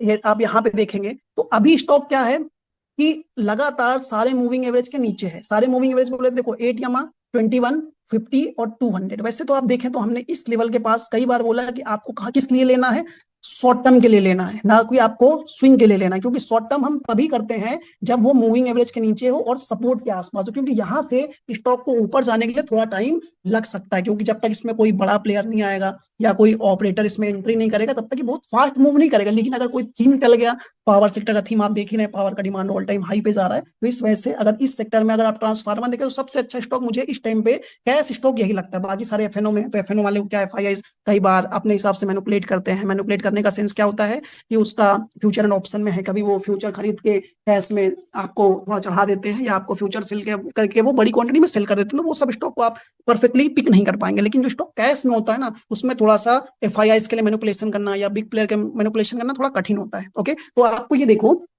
ये स्टॉक तो पहली बात सारे मूविंग एवरेज के नीचे था, लेकिन हमने पिक किया कि ये एक स्ट्रॉन्ग डिमांड जोन के पास में, जहां से पिछली बार अच्छी खासी इसने अप ट्रेंड और अपर सर्किट लगाई थी। देखो इस लेवल पे आया, और इसके बाद जब जब इस डिमांड जोन को टच कर रहा है, देखो रेड में आपको जब स्टॉक गिरता है तो वॉल्यूम बहुत कम है, मतलब सीलिंग बहुत कम वॉल्यूम सारी, लेकिन जब बाइंग आती है तो बायर देखो कितनी बड़ी बड़ी कैंडल बना रहा है, मतलब इनका जो डोमिनेंस एरिया है बायर का इतना ज्यादा हो रहा है। और अभी स्टॉक 200 डेज के मूविंग एवरेज, मतलब 200 दिनों के एवरेज प्राइस के नीचे चल रहा है। और जो ट्रेडर, जो इन्वेस्टर होता है, जो लॉन्ग टर्म के लिए लगता है, वो भी 200 डेज के मूविंग एवरेज के नीचे पिक नहीं करता है। वो हमेशा कहाँ पिक करता है, 50 डेज के ऊपर कम से कम होना चाहिए, और ये 200 के ऊपर होना चाहिए, कम से कम 200 डेज एवरेज प्राइस के ऊपर। चलो ठीक है, हम रख लेंगे। लेकिन यहाँ पे देखो स्टॉक इसके नीचे ट्रेड कर रहा है सारे मूविंग, मतलब सारे जितने मार्केट में इसको फॉलो करने वाले थे उनको निकलवा दिया बाहर, तुम लोग जाओ बाहर। अब ऑपरेटर ने इसको लोड कर लिया, और हमने भी ऑपरेटर के साथ लोड किया कि हम इसको रखेंगे, क्योंकि यहाँ पे ऑलरेडी थीम चल रहा है। और देखो स्टॉक क्या हुआ, धीरे धीरे इस लेवल पे कंसोलिडेट किया, और कंसोलिडेट करने के बाद आपने इसको यहाँ पे लिया शॉर्ट टर्म में, तो आप इसको रखेंगे कि स्टॉक अच्छा खासा रैली कर सकता है, यहाँ पे हमने लिया। लेकिन जो मार्केट में जो स्विंग ट्रेडर है या जो ब्रेकआउट पढ़ने वाले, वो हमेशा स्टॉक को एक तो मूविंग एवरेज के ऊपर पकड़ते हैं, या तो वो ऑल टाइम हाई ब्रेकआउट के ऊपर पकड़ते हैं। अब देखो मूविंग एवरेज के ऊपर पकड़ते हैं, इसलिए यहां से जब स्टॉक ऊपर जा रहा तो धीरे धीरे रैली कर रहा था। यहाँ पे देखो जब हम देते तो स्टॉक क्या थोड़ा ऊपर जाता, फिर थोड़ा सा प्रॉफिट बुकिंग आता, फिर ऊपर जाता, फिर थोड़ा रिजेक्ट होता। देखो यहाँ फिर छोटा छोटा बाइंग आ रहा है, ऊपर जा रहा है। लेकिन जैसे ही ये मूविंग एवरेज के ऊपर आया, देखो इसमें क्या है, 8 EMA रेड वाला, 21 हमारा ग्रीन, ये आपका येलो है, उसके बाद ग्रीन देखो 50 SMA, फिर 200। जैसे ही ये चारों मूविंग एवरेज के ऊपर आया, देखो ये बड़ी, यहाँ पे बड़ी क्वांटिटी में बायर आया, और इसने एक बड़ी क्वांटिटी के साथ बाइंग की, और डायरेक्ट 10% का अपर सर्किट लगा है। 10% का अपर सर्किट नहीं, थोड़ा सा वीक बना है। मतलब क्या हुआ कि थोड़ी सी जब क्लोजिंग हुआ तो क्लोजिंग अपर सर्किट से थोड़ा नीचे हुआ, वो शायद कोई जो एवरेज होता है 2 बज के आपका 3 बजे से 3:30 बजे के बीच, तो उस बीच में थोड़ा सा सेलर ज्यादा रहा होगा, इस वजह से देखो अपर सर्किट बंद हुआ। लेकिन देखो जैसे मूविंग एवरेज के ऊपर आया, 10% का अपर सर्किट लगते हुए दिख रहा है। फिर उसके बाद देखो स्टॉक और भी तेजी से ऊपर गया, और उसके बाद देखो कि जितना इसने स्टॉक ने 3 दिन में धीरे धीरे रैली करके 380 से स्टॉक कहाँ आया था, 430 के आसपास। अब देखो जैसे इसके ऊपर आया 440 से स्टॉक क्या हुआ, 1 2 3 दिनों में हाई कितना बना दिया, 527। मतलब कहाँ से 430 से 527 केवल 3 दिनों में आ गया। यहाँ धीरे धीरे गया और कोई कॉन्फिडेंस नहीं आ रहा था, लेकिन यहाँ पे जैसे मूविंग एवरेज के ऊपर आएगा, सारे ट्रेडर और उनको ये पिक करते हुए दिखेंगे। इसलिए मूविंग एवरेज का इंपॉर्टेंस हमारा ये है, हमेशा अगर कभी भी स्टॉक हमने इस लेवल पे दिया ना सपोर्ट पे, तो आपको इस लेवल पे आपने लिया, अगर आपने ले लिया है तो आप आराम से इसमें बने रह सकते हैं। और जैसे इसके ऊपर जाएगा, बहुत फास्ट मूव आएगा, तो इसमें आपको क्या मूविंग एवरेज के ऊपर जाने पे आप अपनी क्वांटिटी को और भी बढ़ा सकते हो। ओके, बट इसके लिए आपको थोड़ा सा, आपको पास टेक्निकल नॉलेज भी होगा, तो आप इसको अच्छे से राइड भी कर पाएंगे। क्योंकि हम जो, अगर मैं आपको एक मूविंग एवरेज का और एक स्ट्रेटजी छोटा बता देता हूँ, कि जो हम 8 यामा होता है, हम इसको एंट्री के लिए यूज करते हैं। अगर आपको मैं इसको थोड़ा सा दिखाऊं, तो यहाँ पे देखो, ये हमारा जो रेड वाला है, इसको हम एंट्री के लिए यूज करते हैं। येलो वाला हमारा, ये हमारा स्टॉप लॉस होता है। और जो हमारा ये होता है 50 DMA, अगर हमने इसके ऊपर एंट्री ली तो 50 DMA क्या होता है, हम अगर शॉर्ट टर्म के लिए लिया तो इसके नीचे हम स्टॉप लॉस रखते हैं 50 DMA के नीचे। इसके नीचे अगर प्राइस गया ग्रीन वाले के, तो हम अपना एग्जिट करके निकल जाते हैं, अगर हमने 8 EMA के ऊपर एंट्री ली है तो। बट अगर नीचे एंट्री ली तो हम वहां पे कुछ प्राइस एक्शन देखते हैं, और प्राइस एक्शन के बाद में फिर हम वहां डिसाइड करते हैं कि क्या हो सकता है आगे चल के, प्राइस में क्या होना चाहिए। ओके, तो आप मूविंग एवरेज के अकॉर्डिंग 8 EMA पे आप एंट्री ले सकते हो, 21 पे अपना स्टॉप लॉस रखना। अगर स्विंग के लिए लिया है पोजीशन, तो अगर शॉर्ट टर्म के लिए लिया है, मतलब 1 1.5 महीने के लिए, तो अगर 15 EMA के नीचे जाता है तो एग्जिट करके निकल जाओ, खत्म। जब स्टॉक अगेन 50 SMA के ऊपर आएगा, 50 DMA के ऊपर आता है, तो आप अगेन उसमें एंट्री कर सकते हो। ओके, ये हमारा मूविंग एवरेज का बेसिकली स्ट्रेटजी। अगर आप इसको और भी छोटे टाइम फ्रेम पे, ये तो डेली चार्ट है, डेली में हम स्विंग और ये सब देखते हैं, बट अगर आपको इंट्राडे वगैरह करना है तो उस टाइम पे भी आपको मूविंग एवरेज का काम होता है। वो मैं इंट्राडे वगैरह तो हम क्लास में बताते हैं, लेकिन फिर मैं आपको थोड़ा ओवरव्यू दे देता हूँ। कोई स्टॉक जैसे ओपन होता है, वो सारे मूविंग एवरेज के ऊपर है, सपोज यहाँ पे देखो सारे मूविंग एवरेज के ऊपर है, तो आपने 5 मिनट के चार्ट पे देखा क्या चल रहा है, आपने इस लेवल पे 5 मिनट के चार्ट पे आपने एंट्री लिया, और लेने के बाद आप जब तक स्टॉक 8 EMA के ऊपर है, इंट्राडे में 8 EMA के ऊपर, तब तक आप बने रहो। जैसे ही स्टॉक 8 EMA के नीचे जाता है, 21 के पास जाता है, 21 के नीचे अपना एसएल होता है, जैसे 21 को एक नीचे जाएगा, हम अपना प्रॉफिट बुक करके निकल जाएंगे, दैट्स इट। ओके, फिर स्टॉक मूविंग एवरेज के ऊपर आएगा, एटीएमए के ऊपर, तो फिर हम इंट्राडे के लिए एंटर कर सकते हैं। बट स्विंग के लिए मैंने आपको बता ही दिया कि एटीएमए के ऊपर एंट्री है, 21 पे एसएल है, और 50 एसएमए के नीचे आपको जो एसएल होता है वो शॉर्ट टर्म के लिए होता है। ओके, ये आपको मूविंग एवरेज को फॉलो करना है। अब यहाँ पे मेरे को बहुत सारा कुछ कवर करना है, इसलिए मैं थोड़ा आपको तेजी से पढ़ा रहा हूँ, तो आपको अगर इसका रिकॉर्डिंग जो मिलेगा उसमें आप थोड़ा सा आराम से सुनेंगे तो आपको ये अच्छे से समझ में आ जाएगा। ओके, अब इस हिसाब से देखो इसका चार्ट है, अब ये फुल बुलिश है। अब ये क्या है, स्टॉक गिरे, मार्केट गिरेगा भी, तो जब जो स्टॉक का ट्रेंड बुलिश होता है, जैसे मैंने आपको अप ट्रेंड बता दिया कि अप ट्रेंड में आ गया है अब तरील, तो अब जब मार्केट गिरेगा भी ना, तो ये ज्यादा गिरेगा नहीं। अगर गिरेगा, मान लो थोड़ा सा गिरता है, प्रॉफिट बुकिंग आती है, तो क्या होगा, एटीएमए को टच करेगा या 21 को टच कर सकता है, लेकिन वो गिरेगा तो वैल्यूम एकदम लो होगा। ओके, लेकिन जब स्टॉक ऊपर जाएगा तो वो बहुत तेजी से ऊपर जाते हुए दिखेगा। ये आप देख के चलना। जैसे मैं अगर आपको इसका एचबीएल भी दिखाऊं, तो एचबीएल में भी देखो, अब एचबीएल में क्या, जब देखो स्टॉक ऊपर जा रहा है तो वॉल्यूम बहुत अच्छी क्वांटिटी में आया है, बायर ने बड़ी क्वांटिटी में बाय किया, लेकिन जब स्टॉक गिर रहा है तो वॉल्यूम एकदम लो। फिर देखो ऊपर से दो सेलिंग हुई तो एकदम वॉल्यूम थोड़ा लो हो गया। ओके, लेकिन जैसे ही ये 50 एसएमए को ऊपर निकलेगा, तो ये जो बायर यहाँ आया ना, फिर एक बड़ा बायर यहाँ पे आते हुए दिखा, क्योंकि एग्रेसिव बायर इसमें अभी भी बैठा हुआ है, और जैसे ही वो मूविंग एवरेज निकालेगा और भी तेजी से वो अपनी क्वांटिटी को बढ़ा देगा। अगर सपोज हमने यहाँ पे अभी मूविंग एवरेज के नीचे है, तो हमने अभी 200 क्वांटिटी लिया, मेरे को लेना था 500, अब मैंने 200 लिया, लेकिन मैं ये देख रहा हूँ कि इसको एक बार मूविंग एवरेज के ऊपर आने दो, क्योंकि मूविंग एवरेज के नीचे है, तब तक थोड़ा धीरे जाएगा। लेकिन जैसे ही मूविंग एवरेज क्रॉस करके ऊपर निकलेगा ना, तो सारे जितने स्विंग ट्रेडर सब एंटर कर लेंगे। तो जो मूव मुझे मूविंग एवरेज के नीचे 10 दिन में मिलता, वो इस मूविंग एवरेज के ऊपर आते ही हमें एक दिन में मिल जाएगा। तो मैं अपनी क्वांटिटी यहाँ बढ़ाऊंगा ना, यहाँ पे। लेकिन अगर आपको रखना है उसको शॉर्ट टर्म के लिए, तो आप आराम से यहाँ पे धीरे धीरे लोड करो, जब मूविंग एवरेज के ऊपर है अपनी पूरी क्वांटिटी को बढ़ा दो, दैट्स इट। ओके, ये आपको थोड़ा सा ध्यान रख के चलना है। अब आ जाओ, मूविंग एवरेज हो गया, नेक्स्ट हमें क्या ध्यान देना है, ये तो मूविंग एवरेज के बिहाफ पे। अब हमारा जो है वो पैटर्न, पैटर्न क्या होता है, मैंने आपको ऑलरेडी वहां पे कैंडल बताया, कैंडल के बाद में मैंने डाउन ट्रेंड अप ट्रेंड बताया, मूविंग एवरेज आरएसआई ये बताया। पैटर्न क्या होता है कि कैंडल स्टिक पैटर्न बनते हैं। कैंडल स्टिक क्या, जो कैंडल्स का मूव देखते हैं वन डे चार्ट पे, उसके अकॉर्डिंग कुछ पैटर्न्स होते हैं, जिसको मार्केट में जितने भी ट्रेडर होते हैं या आपका जो भी इन्वेस्टर टाइप के लोग होते हैं उसको फॉलो करते हैं।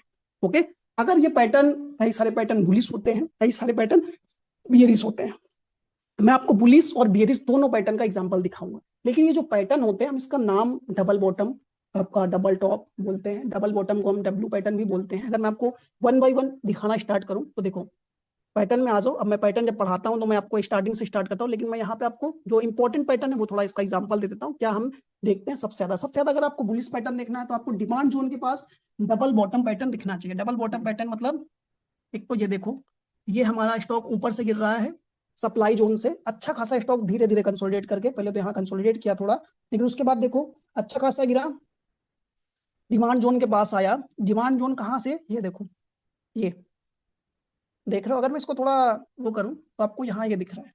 ये स्टॉक कब यहाँ पे आया था, 20 सितंबर 2023, मतलब ऑलमोस्ट 1.5 साल पहले। 1.5 साल पहले इस लेवल पे था, और इस लेवल पे कंसोलिडेट किया, फिर यहाँ से अच्छी खासी रैली ऊपर में देखने को मिली। इसके बाद देखो ऊपर हाई बनाया, हाई बनाने के बाद स्टॉक गिरा, गिरने के बाद फिर इसी लेवल के पास आ गया, और डबल टॉप बॉटम बनाते हुए दिख रहा है। डबल बॉटम क्या, पहला एक लो बनाएगा सपोर्ट के पास में, ठीक है, लो बनाने के बाद प्राइस थोड़ा ऊपर जाएगा, फिर अगेन नीचे आएगा और उसी लेवल को टच करने जाएगा। तो इसमें देखो डबल बॉटम क्या, एक बॉटम हमारा ये है, दूसरा बॉटम हमारा ये है। अगर कभी ऐसा पैटर्न आपको डबल बॉटम दिख जाए विथ हायर हाई वैल्यूम, मतलब अगर आपको वैल्यूम अच्छा खासा आ रहा है, दोनों बॉटम के जहां पे बॉटम बना रहा है वहां पे वैल्यूम बढ़ रहा है, तो ऐसे स्टॉक को आपको मिस नहीं करना। नहीं तो यहाँ से अगर स्टॉक ये मूविंग एवरेज के ऊपर निकल गया, तो आपको अच्छी खासी रैली दे सकता है, क्योंकि ये तो एक प्राइस एक्शन के अकॉर्डिंग सपोर्ट पे डबल बॉटम बना रहा है। लेकिन जब मूविंग एवरेज को ऊपर जाएगा, तो जितने एल्गो ट्रेडर हैं, जितने मशीन वाले ट्रेड हैं, या जो आपको जो लोग स्विंग ट्रेडर हैं, वो इसको स्टॉक को पिक कर लेंगे, और मूविंग एवरेज के ऊपर पिक करते ही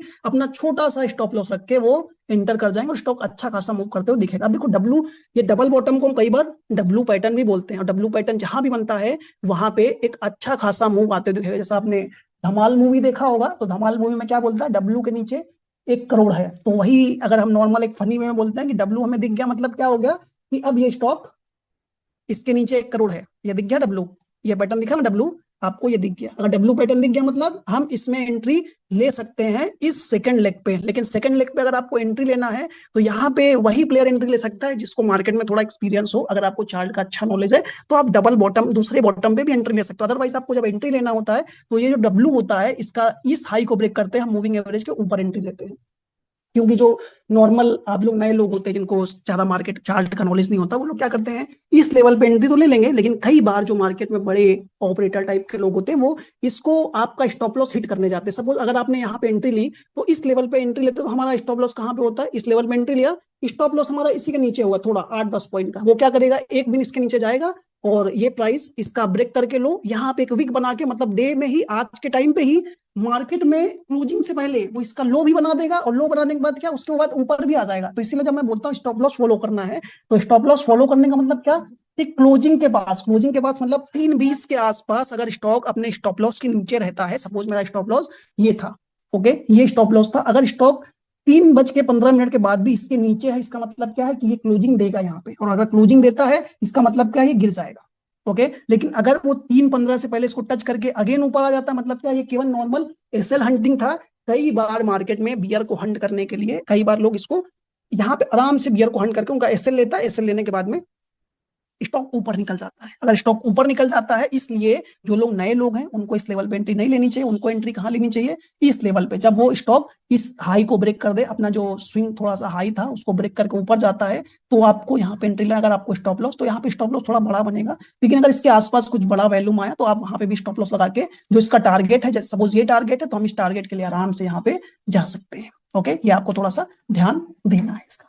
ओके, तो ये हमारा एक, तो ये डबल बॉटम का पैटर्न है। अब इसके बाद अगर मैं आपको कुछ अलग पैटर्न दिखाऊं, तो जैसे एक और बुलिश पैटर्न है, सबसे ज्यादा बुलिश पैटर्न होता है इन्वर्टेड हेड एंड शोल्डर। कभी भी अगर इन्वर्टेड हेड एंड शोल्डर आपको कोई पैटर्न में दिखता है, तो इन्वर्टेड हेड एंड शोल्डर जो पैटर्न होता है बेसिकली वो मार्केट में फॉल के बाद बनता है। जब कभी अच्छा खासा मार्केट में फॉल हो जाता है, करेक्शन हो जाता है, उसके बाद अगर इन्वर्टेड हेड एंड शोल्डर बनता है ना, तो वो बहुत अच्छा खासा उसके बाद आपको अपसाइड मूवमेंट देखने को मिलता है। जैसे अगर मैं कुछ चार्ट में देखूं, तो जैसे एक मिनट में दिखाता हूं आपको, ये डब्ल्यू, इसमें ऐसा कोई इन्वर्टेड हेड एंड शोल्डर तो नहीं बना है।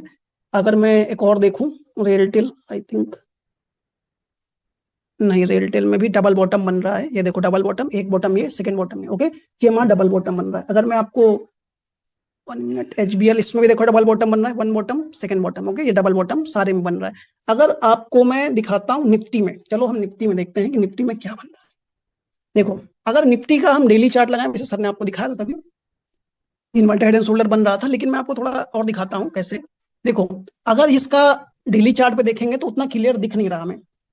जैसे कि आपको इन्वर्टेड हेड एंड शोल्डर वगैरह होते हैं, वो आपको क्या, थोड़ा समझना पड़ता है, प्रॉपरली नहीं बनता कि इन्वर्टेड हेड एंड शोल्डर जैसा हमारा स्ट्रक्चर है प्रॉपर वैसे बनेगा। आपको थोड़ा उसको एज्यूम करके चलना पड़ता है, क्योंकि वो जो कैंडल होती है वो अप डाउन करके थोड़ा वैसे बनती है, तो हमको वैसे फॉलो करना पड़ता है। देखो इसमें अगर हम देखें तो आपको, अगर इसमें इसका 4 आवर देखें तो आपको प्रॉपर यहाँ पे इन्वर्टेड हेड एंड शोल्डर बनते हुए दिखेगा। जैसे ये है,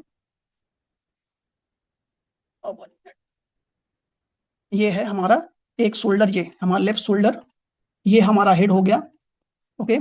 अब ये हमारा राइट शोल्डर, ओके, ये हमारा हो गया इन्वर्टेड हेड एंड शोल्डर। कोई भी स्टॉक कितना भी गिर जाए, गिरने के बाद अगर वो इन्वर्टेड हेड एंड शोल्डर बना रहा है, और शोल्डर पे आपको वॉल्यूम थोड़ा लो हो रहा है, लेकिन हेड पे अगर वॉल्यूम बढ़ रहा है, इसका मतलब है कि वहां पे रिवर्सल जल्दी आ सकता है। ओके, और इसमें अगर आपको एंट्री लेना है, तो जब ये नेक लाइन, मतलब जो हमारा नेक लाइन होता है इस लेवल के आसपास, अगर इसका ब्रेकआउट देता है, तो हमको इस ब्रेकआउट के ऊपर आप एंट्री लेंगे। स्टॉप लॉस आपको लेफ्ट शोल्डर, राइट शोल्डर के नीचे लगाना है। राइट शोल्डर के नीचे लगा के जिस लेवल पे निफ्टी गया है, उसका आपको, जहां से आपने नेकलाइन ड्रॉ किया है, वहां का आप टारगेट लेके चल सकते हैं। देखो, इसलिए जब निफ्टी यहां से ऊपर से चला, अब मैं इसको थोड़ा हटा देता हूँ, इस लेवल पे हमने इन्वर्टेड हेड एंड शोल्डर देखा, देखने के बाद में इस लेवल पे निफ्टी ने एक हाई बनाया था। इस लेवल पे मतलब जब गिरना था तो 23,800 का इसने हाई बनाया और फिर निफ्टी गिरा। इसलिए हमने बोला था कि जब इन्वर्टेड हेड एंड शोल्डर का यहाँ से ब्रेकआउट हुआ है, तो ये निफ्टी 23,800 के आसपास जा सकता है। जाने के बाद में ये कुछ दिन कंसोलिडेट करके फिर हमें क्या मूव आता है, क्योंकि जो टेक्निकल आपको एनालिसिस चलता है मार्केट में, वो तो आपको टेक्निकल के बिहाव पे दिख रहा है कि 23,800 पे ये रेजिस्टेंस है, ये सप्लाई जोन है, यहाँ से रिजेक्शन आना चाहिए। लेकिन इस लेवल पे अगर ये कंसोलिडेट हो जाता है, तो कंसोलिडेट होने के बाद में इस लेवल पे जितने सेलर थे उसकी क्वांटिटी को बायर धीरे धीरे उनकी क्वांटिटी को बाय कर लेगा, फिर हमें अप मूव देखने को मिलेगा। लेकिन ये तो हमें टेक्निकल व्यू बता रहा है, लेकिन इसके साथ साथ हमें कुछ ग्लोबल फैक्टर और कुछ जो मार्केट में न्यूज चल रही है उस पर हमें ध्यान देना पड़ता है। तो इसलिए अभी देखो, तो आपको क्या 2 अप्रैल बोला कि 2 अप्रैल को ट्रम्प का टैरिफ है, ट्रम्प इस पे अनाउंसमेंट कर सकता है। अगर वो कुछ बड़ा टैरिफ लगाता है तो इस पे इंडिया को इफेक्ट पड़ेगा, इंडिया पे, मतलब इंडिया का जो एक्सपोर्ट, इंडिया जो एक्सपोर्ट वैसे ज्यादा इंडिया करता नहीं है, थोड़ा बहुत ही एक्सपोर्ट करता है, तो फिर भी अगर लेकिन उस पर इम्पैक्ट पड़ता है तो उसका 1-2 दिन निफ्टी में थोड़ा हमको मार्केट में व्यू करते हुए दिखेगा। वैसे अभी ऑलरेडी आप देखेंगे गिफ्ट निफ्टी तो 240 पॉइंट या 280 पॉइंट आई थिंक गिरा हुआ है, तो कल एक गैप डाउन ओपनिंग तो वैसे भी हमें देखने को मिलने वाली है। ओके, लेकिन ये inverted head and shoulder pattern ये 4 4 आवर पे बना है। अब मैं अगर इसको थोड़ा एक बड़े टाइम फ्रेम पे ले जाऊं, जैसे अगर मैं आपको दिखाऊं तो डेली, ये देखो ये डेली दिख रहा है। अब इसमें अगर हम ये देखें तो इसमें एक तो पहली बात, अगर मैं इसको थोड़ा बड़े टाइम फ्रेम पे देखूं कि इन्वर्टेड हेड एंड शोल्डर कैसे देखना है, तो आप एक हमारा शोल्डर ये हम इसको मान के चलते हैं, हमारा एक शोल्डर ये, दूसरा हमारा ये हमारा हेड हो गया। अब निफ्टी का नेक्स्ट व्यू इसके आसपास, मतलब निफ्टी अप्रैल में, मतलब आप मान के चलो कि जब तक आरबीआई का मीट है, आरबीआई का मीट आपका कितना 7 से 9 अप्रैल के बीच में है, तब तक निफ्टी हमारा एक रेंज में, मतलब कल तो गैप डाउन ओपनिंग होना ही है, तो उसके लिए हमारा जो नेक्स्ट सपोर्ट बनेगा पहले 23,200 के आसपास बनेगा। 23,200 के बाद ये निफ्टी हमारा 22,800 के आसपास में एक हमारा बॉटम बना सकता है। यहाँ पे 22,800 के आसपास एक बॉटम बनाएगा। फिर अगर निफ्टी ऊपर जाता है और निफ्टी जब 22,800 को ऊपर निकल जाएगा, तो हमें क्या, ये जो ट्रेंड डाउन ट्रेंड था वो डाउन ट्रेंड क्या हो जाएगा, डाउन ट्रेंड से ये ट्रेंड ही चेंज हो जाएगा, ये ट्रेंड अप ट्रेंड में हो जाएगा। अगर मैं इसको थोड़ा सा एक बार ड्रॉ कर दूं, यहाँ देखो ये ट्रेंड लाइन है, दिख रहा था ये रिजेक्शन होते हुए, और एक मैं नीचे से ये ड्रॉ कर देते हैं, ये इसको मिलाते हुए हमने ये ड्रॉ कर दिया। 1 मिनट, आप अगर ड्रॉ करें तो ये, अब इसको भी एक चैनल ड्रॉ कर सकते हैं। ड्रॉ करने के बाद ये रिजेक्शन क्यों आया, क्योंकि यहाँ पे ऑलरेडी एक बड़ा सेलर था जो निफ्टी को ऊपर जाने नहीं देगा, इसलिए यहाँ से निफ्टी रिजेक्ट हो गया, सीधी सी बात है। अब हमने इसको क्या पहले छोटे टाइम फ्रेम में देखा, अब हमने इसको थोड़ा बड़ा देख लिया, तो यहाँ पे एक हमारा इन्वर्टेड हेड शोल्डर बनते हुए दिख सकता है। अगर मैं इसको थोड़ा सा प्रॉपर ड्रॉ कर दूं तो देखो यहाँ पे ये हमारा ऐसे, और अगर ये इसका थोड़ा यहाँ देखोगे तो एक हमारा ये, ओके। और अगर हम हेड को देखें तो हेड को थोड़ा हम बड़ा कर देते हैं, ये उठा के ये, तो हमारा ये inverted head and shoulder Nifty में इस लेवल पे बन सकता है। अगर इसके बाद भी मार्केट में ऐसा लगता है कि निफ्टी यहाँ से और भी गिरना चाहिए, तो मार्केट में जो गिरने का एक बड़ा रीजन जो मुझे लगता है, लोग अगर ऐसा, कुछ लोग बहुत देरी से मार्केट में, उनको लगता है निफ्टी 19,000 आ जाएगा, 18,000 आ जाएगा, तो निफ्टी अगर इस लेवल को ब्रेक करता है, सपोज वो इन्वर्टेड हेड एंड शोल्डर का ये ब्रेकडाउन दे देता है, इन्वर्टेड हेड एंड शोल्डर के बाद वैसे निफ्टी बुलिश होता है और पैटर्न बुलिश, तो निफ्टी हमें नेक्स्ट 24,500 25,000 की ओर जाते हुए दिखेगा। लेकिन अगर वो मान लो ये जो पैटर्न बना रहा है इन्वर्टेड ये फेल हो जाता है और ये निफ्टी गिर जाता है, तो उसको गिरने के रीजन केवल एक ही रीजन हो सकता है। वो रीजन ये हो सकता है कि जो हमारा Q4 की अर्निंग आना शुरू होगी 10 अप्रैल के बाद में, अगर वो खराब होती है अर्निंग, तो ही हमें इसके बाद मार्केट में कुछ डाउन साइड के मूव दिखेंगे, अदरवाइज इसके नीचे मार्केट नहीं जाएगा और मार्केट यहीं से आपको एक रिवर्सल होते हुए दिख जाएगा और ये कुछ दिन यहाँ पे कंसोलिडेट करके फिर ऊपर जाते हुए दिखेगा। ये हमारा inverted head and shoulder pattern है, इसको आपको ध्यान रखना है, सबसे ज्यादा बुलिश पैटर्न होता है। अब इसके बाद कप एंड हैंडल है, तो कप एंड हैंडल सबसे ज्यादा बुलिश है। एक राउंडिंग बॉटम होता है, जैसे कि अभी आपको टाइनेस्टेक में दिखाया था हमने। टाइनेस्टेक में अगर आप देखेंगे तो राउंडिंग बॉटम, ये राउंडिंग बॉटम एक बुलिश पैटर्न है, और इस पैटर्न को अगर ये बॉटम के आसपास बनाता है, ओके, ये बॉटम के आसपास ये पैटर्न बनता है, तो आपको इस पे नजरें बना के रखनी है। लेकिन अगर आपको ये पैटर्न सपोर्ट के आसपास बन रहा है, तो आपको अगर चार्ट आता है, समझ में आता है, वैल्यूम भी समझ में आता है, तो आपको क्या देखना है कि जब ये आधे वे में जब सपोर्ट के पास पहुंचे, तो आपको स्टॉक को वहीं से नजर रखना है और इसको शॉर्ट टर्म के लिए स्टॉक को धीरे धीरे लोड करना है। मतलब इस लेवल के आसपास आप धीरे धीरे लोड कर सकते हैं। जब ये स्टॉक मूविंग एवरेज के ऊपर आए, तो आप अपनी क्वांटिटी को बढ़ा सकते हैं। अगर कभी भी राउंडिंग बॉटम आपका फेल होता है, तो फिर उसके बाद क्या, कप एंड हैंडल बनते हैं।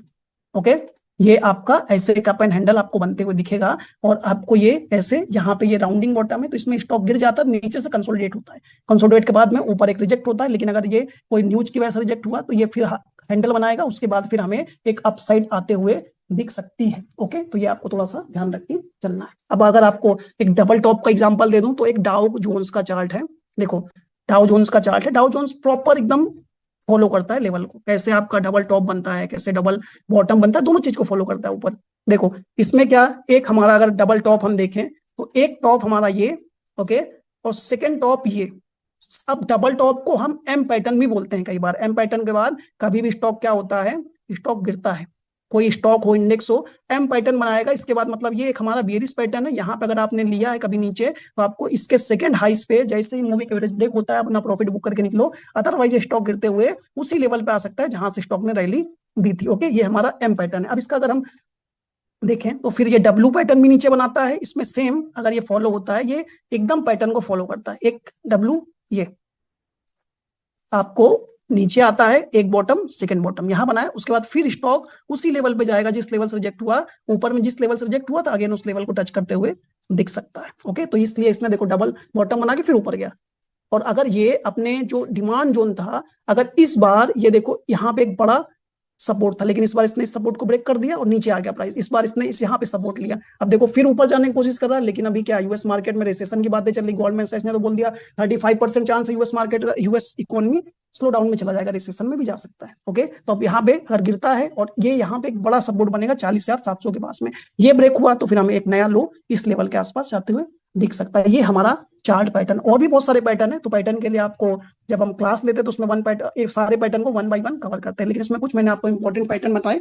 बाकी आपको मैंने एक बार पीडीएफ भी शेयर की थी, तो उसको देख लेना, उसमें सारे पैटर्न होंगे, उसके ब्लॉग पे स्टॉक चलते हैं, तो उसको आप फॉलो कर सकते हैं। अब आ जाओ पैटर्न के बाद वॉल्यूम, सबसे इंपॉर्टेंट पॉइंट है वॉल्यूम। अब वॉल्यूम क्या होता है? वॉल्यूम ये होता है टोटल नंबर ऑफ शेयर्स, जो भी एक वन डे में या आपने जो भी टाइम फ्रेम पे आपको वॉल्यूम को देखना है। हमारे लिए इंपॉर्टेंट ये है कि कौन से टाइम फ्रेम पे आप वॉल्यूम को चेक कर रहे हैं। अगर मैं आपको दिखाऊं तो एक लिमिटेड टाइम ऑफ पीरियड में जो भी शेयर बाय और सेल किए जाते हैं वो हमारी वॉल्यूम होती है। ओके, अब जैसे एचबीएल पावर है, ओके, अब इस एचबीएल पावर में सपोज ये हमारा वॉल्यूम है। अब इस वॉल्यूम में आपने क्या देखा कि वन डे का चार्ट है, एक दिन की पूरी एक्टिविटी हमें ये बता रहा है स्टॉक, यहाँ पे ओपनिंग हुआ, यहाँ पे क्लोजिंग हुआ, तो इसके बीच में केवल ये, इसका मतलब ग्रीन कैंडल बना तो बायर का डोमिनेशन है, लेकिन इसका मतलब ये नहीं है कि केवल इसमें बायर, इसमें सेलर भी तो होगा, क्योंकि अगर कोई सेल नहीं करेगा तो आप बाय कैसे करेंगे? ये तो आप मानते हो ना, कि अगर आप कोई चीज बाय करना चाहते हो तो कोई सामने वाला सेलर होगा तभी तो आप बाय कर पाएंगे, अदरवाइज आप बाय ही नहीं कर पाएंगे। ये हो गया। तो अब जितना भी इसमें बाई सेलिंग आज के डेट में हुआ, सपोज इतना बाइंग सेलिंग हुआ तो ये कैंडल इतना बड़ा बना, तो इसका मतलब क्या हुआ? आज का वॉल्यूम ओवरऑल ये है। अगर आपको वॉल्यूम का चार्ट लगाना है तो आपको इसमें जस्ट वॉल्यूम पे क्लिक करना, ये देखो यहाँ पे वॉल्यूम आ जाएगा, ये आप इसको लगा लेना, आपके पास ये दिखने लगेगा, आपको नीचे बार दिखने लगेंगे। ओके, अब इस वॉल्यूम को अगर मैं हाइड कर दूं, देखो नीचे वाले बार सारे गायब हो गए।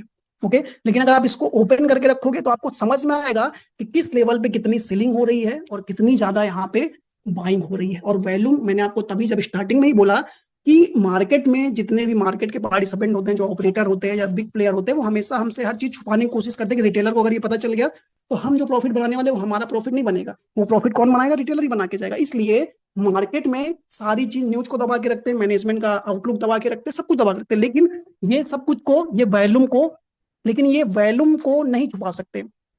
ओके, बट वॉल्यूम को छुपाने के लिए भी बहुत कुछ करते हैं, जो वो एक्यूमुलेशन में बाय करते हैं, वो धीरे धीरे बाय करते हैं, और धीरे धीरे बाय करने के साथ क्या, लिमिट ऑर्डर के साथ बाय करते हैं, ताकि जब हम कभी बाय करें तो स्टॉक क्या हो कि फ्लक्चुएट ना हो, स्टॉक ऊपर ना जाए। अदरवाइज रिटेलर को पता चल गया कि वॉल्यूम बढ़ रहा है तो स्टॉक को बाय करना शुरू कर देगा। लेकिन फिर भी हम जो वॉल्यूम देखते हैं तो उसमें मैं आपको वॉल्यूम में बहुत सारा एनालिसिस करते हैं, तो उसमें हमको मैं बताता हूँ क्या क्या देख के आप हम एंट्री ले सकते हैं, क्योंकि हमें वहां पे बिग प्लेयर दिखता है, और बिग प्लेयर दिख जाता है तो हम उसके साथ हम भी अपनी पोजीशन बना लेते हैं। क्योंकि अगर आपको मार्केट में जाना है तो अगर आप कोई स्टॉक में एंट्री कर रहे हो, अगर आपने ऑपरेटर या बिग प्लेयर के साथ एंट्री ले ली, तो आप ये मान के चलो कि आप आराम से उसमें 15-20% तो रिटर्न बना ही लेंगे। क्योंकि बिग प्लेयर क्या एक दिन में पूरे स्टॉक ऊपर नहीं जाता, वो स्टॉक धीरे धीरे ऊपर जाएगा, लेकिन 2-3 महीने 4 महीने में स्टॉक बहुत तेजी से ऊपर जाएगा और अच्छा खासा अपसाइड मूवमेंट दिखा सकता है। तो अगर आपने बिग प्लेयर की आइडेंटिटी पहचान ली, कैसे वो क्वांटिटी आता है, कैसे अपनी पोजीशन कहीं बनाता है, तो वो अगर आपने सीख लिया तो वहां से भी आप अच्छा रिटर्न आप बना सकते हैं। ओके, लेकिन वॉल्यूम को समझना सबसे ज्यादा इंपॉर्टेंट है। देखो यहाँ पे एचबीएल इंजीनियरिंग अभी हम जो देख रहे हैं, स्टॉक पहले जो गिर रहा था आप देखेंगे तो वॉल्यूम ऊपर से गिर रहा था, तो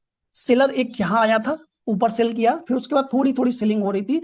लेकिन फिर देखो जब ये स्टॉक कहाँ आ गया, डिमांड जोन के पास आ गया, जो वहां पे ये 4 जोन का लेवल है, ये 4 जोन के लेवल के आसपास है। लेकिन इसके बाद देखो कोई बड़ा सेलर नहीं आया, मतलब किसी भी दिन किसी ने बड़ी क्वांटिटी में सेलिंग नहीं की है।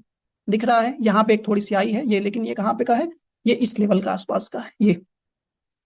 ओके, ये इस लेवल की सेलिंग है। और उसके बाद आप देखेंगे तो जब जब स्टॉक ऊपर गया है तब तक इसमें बड़ा बायर ही आया है, ना कि कोई सेलर आया है। तो देखो प्राइस फिर नीचे आ रहा है लेकिन सेलर नहीं है। ओके, और फिर देखो जब ऊपर जा रहा है तो बायर ने इसमें कोई बड़ी क्वांटिटी में एग्रेसिव बाइंग की है। अब ये इस लेवल पे अगर आपको कभी भी कोई स्टॉक को पिक करना है तो आपको ये हमेशा ध्यान देना है कि उसमें बायर की वैल्यूम थोड़ा बड़ी आनी चाहिए और सेलर की वैल्यूम थोड़ी कम आनी चाहिए। अगर आपको कभी ऐसा दिखता है कि जहां पे सेलर की वैल्यूम, रेट वैल्यूम बहुत ज्यादा ज्यादा आ रही है लेकिन बायर की वैल्यूम बहुत थोड़ी थोड़ी आ रही है, तो ऐसे स्टॉक में अगर आप लेंगे तो वहां पे आपके ट्रैप होने के चांसेस थोड़ा ज्यादा होंगे। अगर आप कभी ऐसे स्टॉक को ले रहे हो जहां पे बायर की वैल्यूम ज्यादा है, सेलर की वैल्यूम कम है, तो आपको प्रॉब्लम नहीं होगा। और आप आराम से एक बार अगर ये स्टॉक ब्रेकआउट दिया ना, मैंने इसीलिए आपको बोला कि इसमें ऑपरेटर ने या जो बायर है उन लोगों ने पोजीशन बनाई है, लेकिन वो स्टॉक को अभी भी मूविंग एवरेज के नीचे रखना चाहते हैं ताकि वो जो भी ट्रेडर है वो उसकी रडार में ना आए। लेकिन हमने क्या किया, हमने इसको शॉर्ट टर्म के लिए एंट्री कर ली और हम इसको अपने स्टॉप लॉस के साथ होल्ड करेंगे। अगर ये स्टॉप लॉस के नीचे जाएगा तो हम अपनी पोजीशन एग्जिट करेंगे, अदरवाइज हम इसको आराम से बैठेंगे, कोई दिक्कत नहीं हमें। ओके अब जैसे ही ये स्टॉक क्या, जैसे मैंने सपोज इस लेवल पे हमने लिया था, इस लेवल के आसपास हमने कहीं शेयर किया था और उसमें स्टॉप लॉस हमने ये दिया था कि इस लेवल के नीचे जाएगा तो हम एग्जिट मार जाएंगे, मार देंगे। लेकिन ये इस लेवल के नीचे तो मुझे लग नहीं रहा इस बार जाने वाला। इसको ऑलरेडी आज 700 करोड़ का ऑर्डर मिला है। ऑर्डर मिलने के बाद अब क्या है, कल ये गैप अप खुल सकता है। वैसे मार्केट में कल दिख रहा है जिस हिसाब से गिफ्ट निफ्टी थोड़ा मार्केट गैप डाउन खुलेगा, लेकिन गैप डाउन में अगर ऑर्डर मिला है और गलती से स्टॉक अगर 50 डीएमए के ऊपर क्लोज दे दिया, इसके ऊपर 50 डीएमए के ऊपर क्लोज दे दिया, तो जो स्टॉक ये इतने दिन से यहाँ कंसोलिडेट कर रहा है ना, कंसोलिडेट करने के बाद आपको रेंज का ब्रेकआउट हो जाएगा और रेंज ब्रेकआउट होने के बाद स्टॉक इसको ब्रेक करके ऊपर अगेन ये 200 डीएमए को टच करने की कोशिश करेगा और 200 के आसपास आपका टारगेट ये बनेगा अराउंड 570 टू 580। ये मैंने आपको केवल एनालिसिस बताया, इसके भी ऊपर जाके का खरीद मत लेना, ठीक है। आपको ऑलरेडी हमने शेयर किया था तो आपके पास होगा तो आप रख सकते हो, लेकिन आपको मार्केट का जो व्यू चल रहा है ऐसे मार्केट में आपको स्टॉप लॉस के साथ ट्रेल करना। अगर स्टॉप लॉस के नीचे जाता है तो अपनी क्वांटिटी आपने जो स्विंग के लिए लिया वो थोड़ा कम कर लो, लेकिन अगर आपने ये मूविंग एवरेज के ऊपर जाता है तो अगर आपको क्वांटिटी और बढ़ानी है तो आप अपनी रिस्क मैनेजमेंट के अकॉर्डिंग आप अपनी क्वांटिटी को बढ़ा सकते हैं। क्योंकि इसके बाद देखो जब ये सारे मूविंग एवरेज के ऊपर आएगा तो जितने मार्केट में है ना, आपको ट्रेडर दिख रहा है, इन्वेस्टर दिख रहा है या आपको जो स्विंग ट्रेडर, उनके पास एक अलर्ट आता है। अलर्ट कैसे आता है, बहुत सारे को देखा होगा आपने कि ट्रेडिंग व्यू पे भी अलर्ट आता है। जैसे आप यहाँ पे दिख रहा है ना साइड में, ये दिख रहा है अलार्म, इसको अगर हम सेट कर लें तो कोई भी स्टॉक जब मूविंग एवरेज के ऊपर जाएगा जहां बेलगुड ट्रेडर है वो क्या, आपको ऑटोमेटिक अलार्म आएगा, ठीक है, कि ये स्टॉक इसके ऊपर जा रहा है। और इसी हिसाब से हम किसी भी स्टॉक को, जो स्टॉक स्ट्रॉन्ग स्टॉक होता है, हम उसको ऑपरेटर के साथ धीरे धीरे अपने पास लोड कर लेते हैं। लोड करने का जब मूविंग एवरेज के ऊपर जाएगा तो ऑटोमेटिक उसको सब पिक करने आएंगे और उसके बाद वो स्टॉक अच्छे से ऊपर जाते हुए दिखेगा। तो हमको क्या, हम इस लेवल पे नहीं कूदने वाला। अगर आपने इस लेवल पे लिया, हमने इस लेवल के आसपास लिया, यहाँ पे लिया, स्टॉप लॉस हमारा ये हो गया, ओके।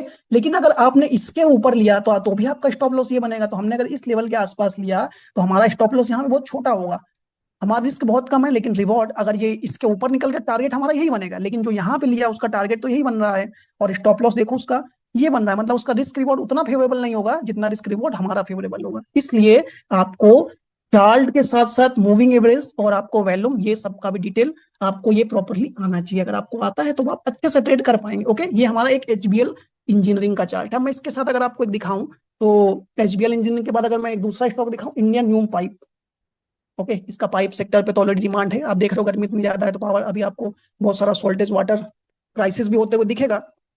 इसमें देखो हमने पहले इंडियन न्यूम पाइप बहुत दिया था, कई बार दिया था, लेकिन इसका क्या हुआ कि स्टॉक ने अच्छा खासा अपट्रेंड बनाया। क्योंकि कोई भी स्टॉक होता है वो उसकी 4 स्टेजेस होती है। 4 स्टेजेस में क्या होता है कि पहला एक्यूमुलेशन होता है, दूसरा पब्लिक पार्टिसिपेशन होता है। पब्लिक पार्टिसिपेशन में क्या होता है कि बहुत तेजी से स्टॉक रैली करता है और रैली करने के बाद फिर वहां डिस्ट्रीब्यूशन फेज आता है। तो जो एक्यूमुलेशन में जो लोगों ने लोड किया होता है वही सेलिंग हो जाती है, वहां से सेलिंग करके वो प्रॉफिट बुकिंग करके स्टॉक में फिर क्रैश आ जाता है। क्रैश में ही जो हमें डाउन ट्रेंड में दिखाया था ना आपको, वो क्रैश होता है, उसी को हम बोलते हैं क्रैश, कि वही डाउन ट्रेंड है और वो स्टॉक चलता रहता है। लेकिन उसके बाद फिर जब वो क्रैश हो जाता है तो फिर से वो स्टेज 1 में आता है और लोग उसको एक्यूमुलेट करना शुरू कर देते हैं। एक्यूमुलेट करने का अगर मैं उसको आपको प्रॉपर दिखाऊं तो इसमें आपको देखने को मिलेगा। जैसे मैं अगर आपको इसमें दिखाऊं, देखो इसका थोड़ा एक्यूमुलेशन, ये देखो यहां से ये देखा और इसका दूसरा ये देखा, ओके। ये एक्यूमुलेशन, एक्यूमुलेशन में जिन लोगों को कंपनी पे के बिजनेस समझ में आता है, जो प्रमोटर टाइप के लोग हैं या ऑपरेटर टाइप के लोग, उन्होंने इसमें अपनी क्वांटिटी को लोड किया और लोड करने के बाद वो इसको ब्रेकआउट तब तक नहीं देने देंगे जब तक उनकी पूरी क्वांटिटी लोड नहीं हो जाएगी। अपना मतलब उनको 10 लाख क्वांटिटी बाय करना है तो जब तक वो पूरी बाय नहीं कर लेंगे ना तब तक आपको इसका ब्रेकआउट नहीं होने देगा। अगर आप इसको बाय भी, आप इसको ब्रेकआउट मतलब सोचो कि कुछ स्टॉक ब्रेकआउट हो जाए, कोई बड़ी क्वांटिटी बाय कर लें, तो जो लोग यहाँ लोड कर रहे थे ना नीचे, वही लोग अपनी क्वांटिटी जो अभी तक बाय कर रखा है वही लोग सेल करके इस ब्रेकआउट को होने से रोक लेंगे और वही ब्रेकआउट हमारा ब्रेकडाउन बन जाएगा।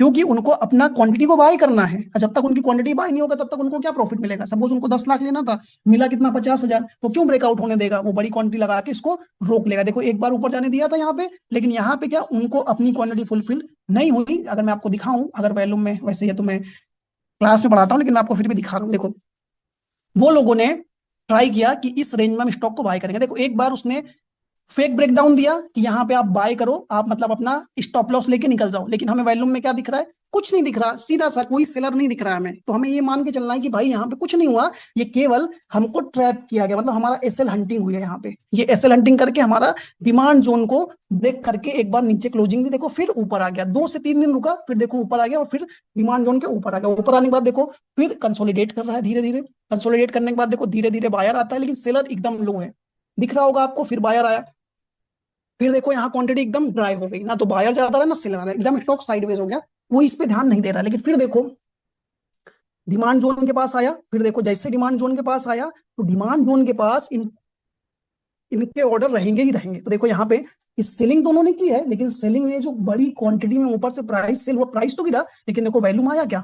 नहीं आया। ये क्या है? एक नॉर्मल सा ट्रैप है, इसका ट्रैप है, बिग प्लेयर का है। ऑपरेटर ने हमको ट्रैप किया है, किसको ट्रैप किया? रिटेलर को ट्रैप किया। अगर आपको ये मालूम होगा तो आप कभी भी ट्रैप नहीं होंगे, आप इसमें देख के बेचेंगे नहीं। आपको मालूम है डिमांड जोन के पास खड़ा है, ये स्टॉक ऊपर जाने वाला है, यहाँ से मैं क्यों बेचूंगा? क्योंकि मुझे दिख रहा है क्लियरली। इसके बाद देखो नेक्स्ट डे बायर, अगर ये सीलिंग होता तो नेक्स्ट डे बायर क्यों आता भाई? और बायर आया, उसने बड़ी क्वांटिटी में बाय किया, और देखो यहाँ पे वैल्यूम भी दिख रहा है आपको, सीधा सीधा दिख रहा है कि उन्होंने बड़ी क्वांटिटी में उठाया स्टॉक को। उठाने के बाद देखो स्टॉक ऊपर गया, फिर मूविंग एवरेज के ऊपर गया, फिर ऊपर गया, अच्छा खासा वैल्यूम आया। लेकिन जिन बिग प्लेयर को अभी लोड करना था वो लोग क्या किया कि इसको ब्रेकआउट नहीं देने देंगे, और उसके बाद देखो कि उन्होंने एक बड़ी क्वांटिटी को एक लिमिट ऑर्डर पे लगा दिया कि भाई अब आप इसको मेरी लिमिट ऑर्डर पे इस स्टॉक को बाय करो, फिर ऊपर जाएगा, क्योंकि उन्होंने तो अभी पूरा लोड नहीं किया ना, तो इसलिए वो लोग इसको ऊपर नहीं जाने दिए। और देखो ये जो ब्रेकआउट हुआ था, ये ब्रेकआउट वो फेल हो गया, और फेल होके क्या ब्रेकडाउन बन गया। देखा, जिस लेवल पे चला था स्टॉक उसी लेवल पे आ गया, और स्टॉक उसी लेवल पे आ गया।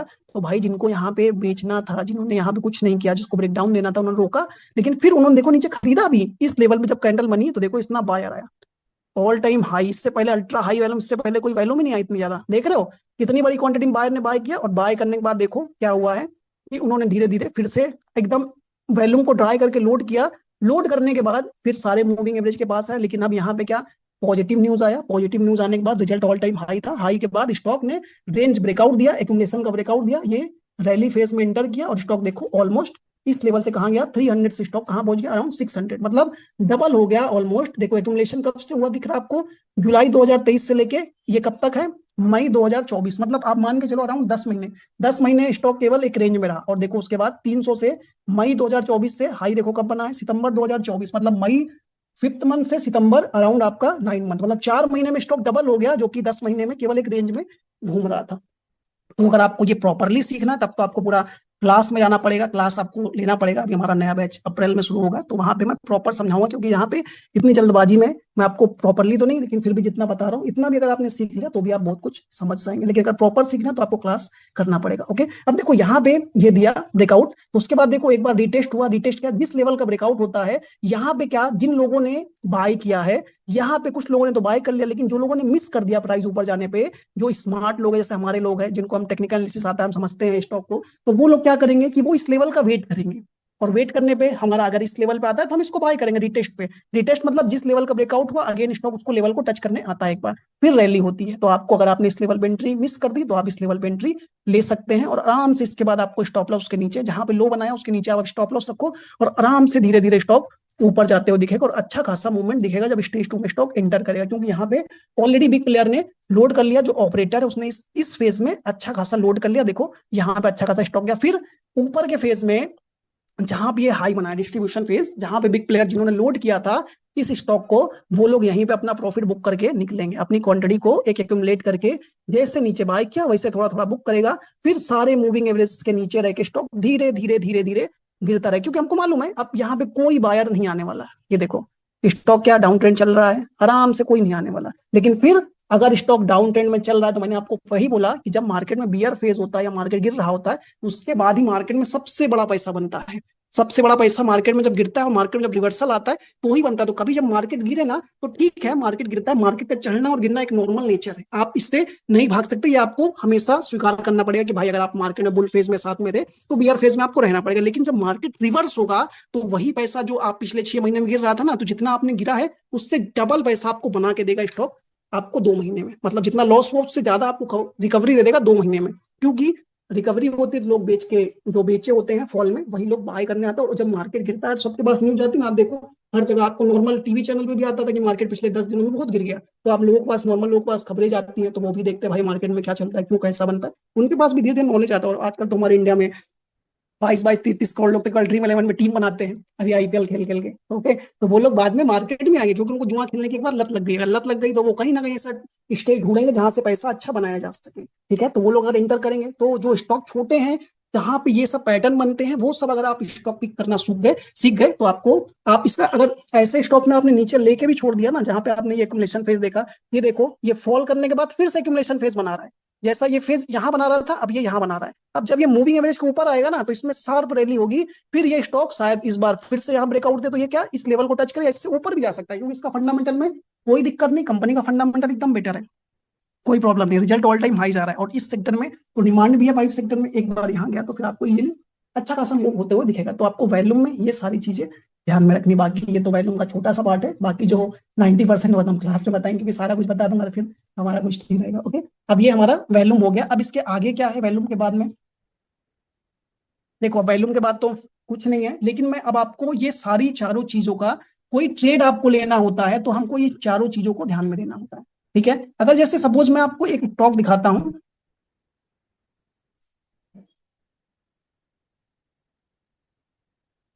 टाइम टेक्नोप्लास्ट यहाँ पे दिख रहा है। अब इसमें अगर मैं दिखाऊं तो आपको इसमें सब चीज का आपको देखने को मिलेगा। एक तो देखो पहला क्या हमारा, इसमें अगर आप देखेंगे तो एक पैटर्न है डिसेंडिंग ट्रायंगल का ब्रेकआउट। डिसेंडिंग ट्रायंगल कैसे बनाया, ये हमारा डिसेंडिंग ट्रायंगल का ब्रेकआउट हमने इस लेवल पे दिया था 394 के आसपास। ओके, ये स्टॉक ऑलरेडी गिर रहा था लेकिन ये कहां से अब कहां से ऊपर से गिर रहा है अच्छा खासा, सारे मूविंग एवरेज के नीचे था। लेकिन अब क्या ये सपोर्ट बनाया, सपोर्ट बनाने के बाद स्टॉक थोड़ा यहाँ पे कंसोलिडेट किया, कंसोलिडेट करने के बाद सारे मूविंग एवरेज के ऊपर आए। तो अब हमें क्या क्या कंफर्मेशन मिल रहा है, जो चीज हमने देखी अभी तक उसका कंफर्मेशन देखो। पहला, ये तो एक ट्रेंड लाइन का ब्रेकआउट हो रहा है। ठीक है, ट्रेंड लाइन का ब्रेकआउट होने के साथ इसमें बायर भी आया, अच्छी खासी वैल्यूम आई, दूसरा कंफर्मेशन। तीसरा, सारे मूविंग एवरेज के ऊपर है, मतलब 3 कंफर्मेशन हो गए। और अगर चौथा पैटर्न देखें तो ये क्या डिसेंडिंग ट्रायंगल का ब्रेकआउट हो रहा है। डिसेंडिंग ट्रायंगल का कभी ब्रेकआउट होता है तो आपको क्या करना है, कभी उसका ब्रेकआउट दिखे तो जिस लेवल पे ब्रेकआउट हो रहा है इस लेवल के आसपास 394 पे दिया था, इस लेवल पे स्टॉप लॉस आपको इसके नीचे का रखना अराउंड, अगर आपको देखना है तो इसके आसपास रख सकते हैं 380, मतलब आपको 40 रुपीज का 14 रुपीज का एसएल, और टारगेट आपको जो प्रीवियस हाई है जिस भी लेवल का वहां रख सकते हैं। तो मैंने 420 का टारगेट दिया था, इसके बाद 420 के बाद हमने 430 का भी एक टारगेट दिया था, लेकिन दोनों टारगेट इसमें हिट हो गया। तो आपको कभी भी ऐसा रखेंगे तो आपका रिस्क रिवॉर्ड हमेशा 2 से ऊपर का होगा। तो स्टॉप लॉस देखो 12 पॉइंट का था, टारगेट हमारा 30 से 32 पॉइंट का था। तो ऐसे आपको ये सारे चीज का कॉम्बिनेशन है, आपको प्राइस का, आपको चार्ट का, कैंडल स्टिक का, मूविंग एवरेज का, साथ में आपको वैल्यूम का, ये सारी चीजें कंबाइन करके आपको कोई स्टॉक को कैसे पिक करना है वो भी आप देख सकते हो। ओके, ये हमारा नॉर्मल सा ये है। बाकी अगर आपको दूसरा स्टॉक देखना है तो और भी आप देख सकते हो, कोई भी स्टॉक देख लो जो भी आपको चाहिए, जो भी हमने दिया होगा उसमें कुछ ना कुछ तो ऐसा रहा होगा। हमने अगर आप देख लो JWL मैंने इस लेवल पे दिया था 313 पे। 313 में क्यों दिया, क्योंकि भाई आपको यहाँ पे ऑलरेडी बायर का वैल्यूम आ रहा है, हमें दिख रहा है, साथ में मूविंग एवरेज का क्रॉस ओवर हो रहा है, एक एक्यूमुलेशन जोन से निकल रहा है। ओके, अगर हम इसमें ट्रेंड लाइन ड्रॉ करें तो ट्रेंड लाइन ड्रॉ करने के लिए आप नॉर्मली इसमें ट्रेंड लाइन भी यहाँ से ड्रॉ कर सकते हैं। ओके, अगर आप ट्रेंड लाइन ड्रॉ करेंगे तो आपको यहाँ से ब्रेकआउट देने को देखने को मिला। टारगेट हमने यही रखा था 350, वो क्रॉस कर गया, फट गया। ओके, अब इसमें अगर ये कंसोलिडेट करके ऊपर जाता है तो नेक्स्ट टारगेट इसका थोड़ा बड़ा आएगा 420 430, फिर उसके बाद और ऊपर के टारगेट आते हुए दिखेंगे। तो अगर सारी चीज आप कंबाइन करेंगे तो आपको इसमें ये देखने को मिलेगा। इसका रिकॉर्डिंग मैं आपको शेयर कर दूंगा, तो मुझे लगता है आज के लिए इतना काफी है। तो आप अगर ये आप देख लो, आपको कुछ ना समझ आए तो मुझे डीएम करना, वो भी मैं आपको बता दूंगा। बट अगर आपको प्रॉपरली सीखना है बेसिक टू एडवांस तो आपको फिर क्लास ज्वाइन करना पड़ेगा, जिसमें आपको हम अप्रैल से एक नया बैच लेने जा रहे हैं, उसमें हम आपको प्रॉपर सीखेंगे। और मार्केट में एक चीज ध्यान रखना, जब मार्केट में पैनिक होता है तो उसके बाद जब रिकवरी आती है तो उसमें सबसे ज्यादा पैसा बनता है, ये आप ध्यान रखना। तो अभी जो मार्केट में पैनिक फेज चल रहा था, अब हमारा सब कुछ चला गया। बस एक चीज पे ध्यान रखना कि इस बार का जो अप्रैल का अर्निंग है वो अच्छा आने की उम्मीद है, क्योंकि हमारा जो जीडीपी ग्रोथ है अच्छा आया था, तो उतना खराब इस बार हमारा ये फाइनेंशियल क्वार्टरली रिजल्ट नहीं आएगा। तो अगर वो रिजल्ट अच्छा आना शुरू हुआ तो मार्केट हमारा एक बार फिर से न्यू हाई की ओर जाते हुए दिख सकता है।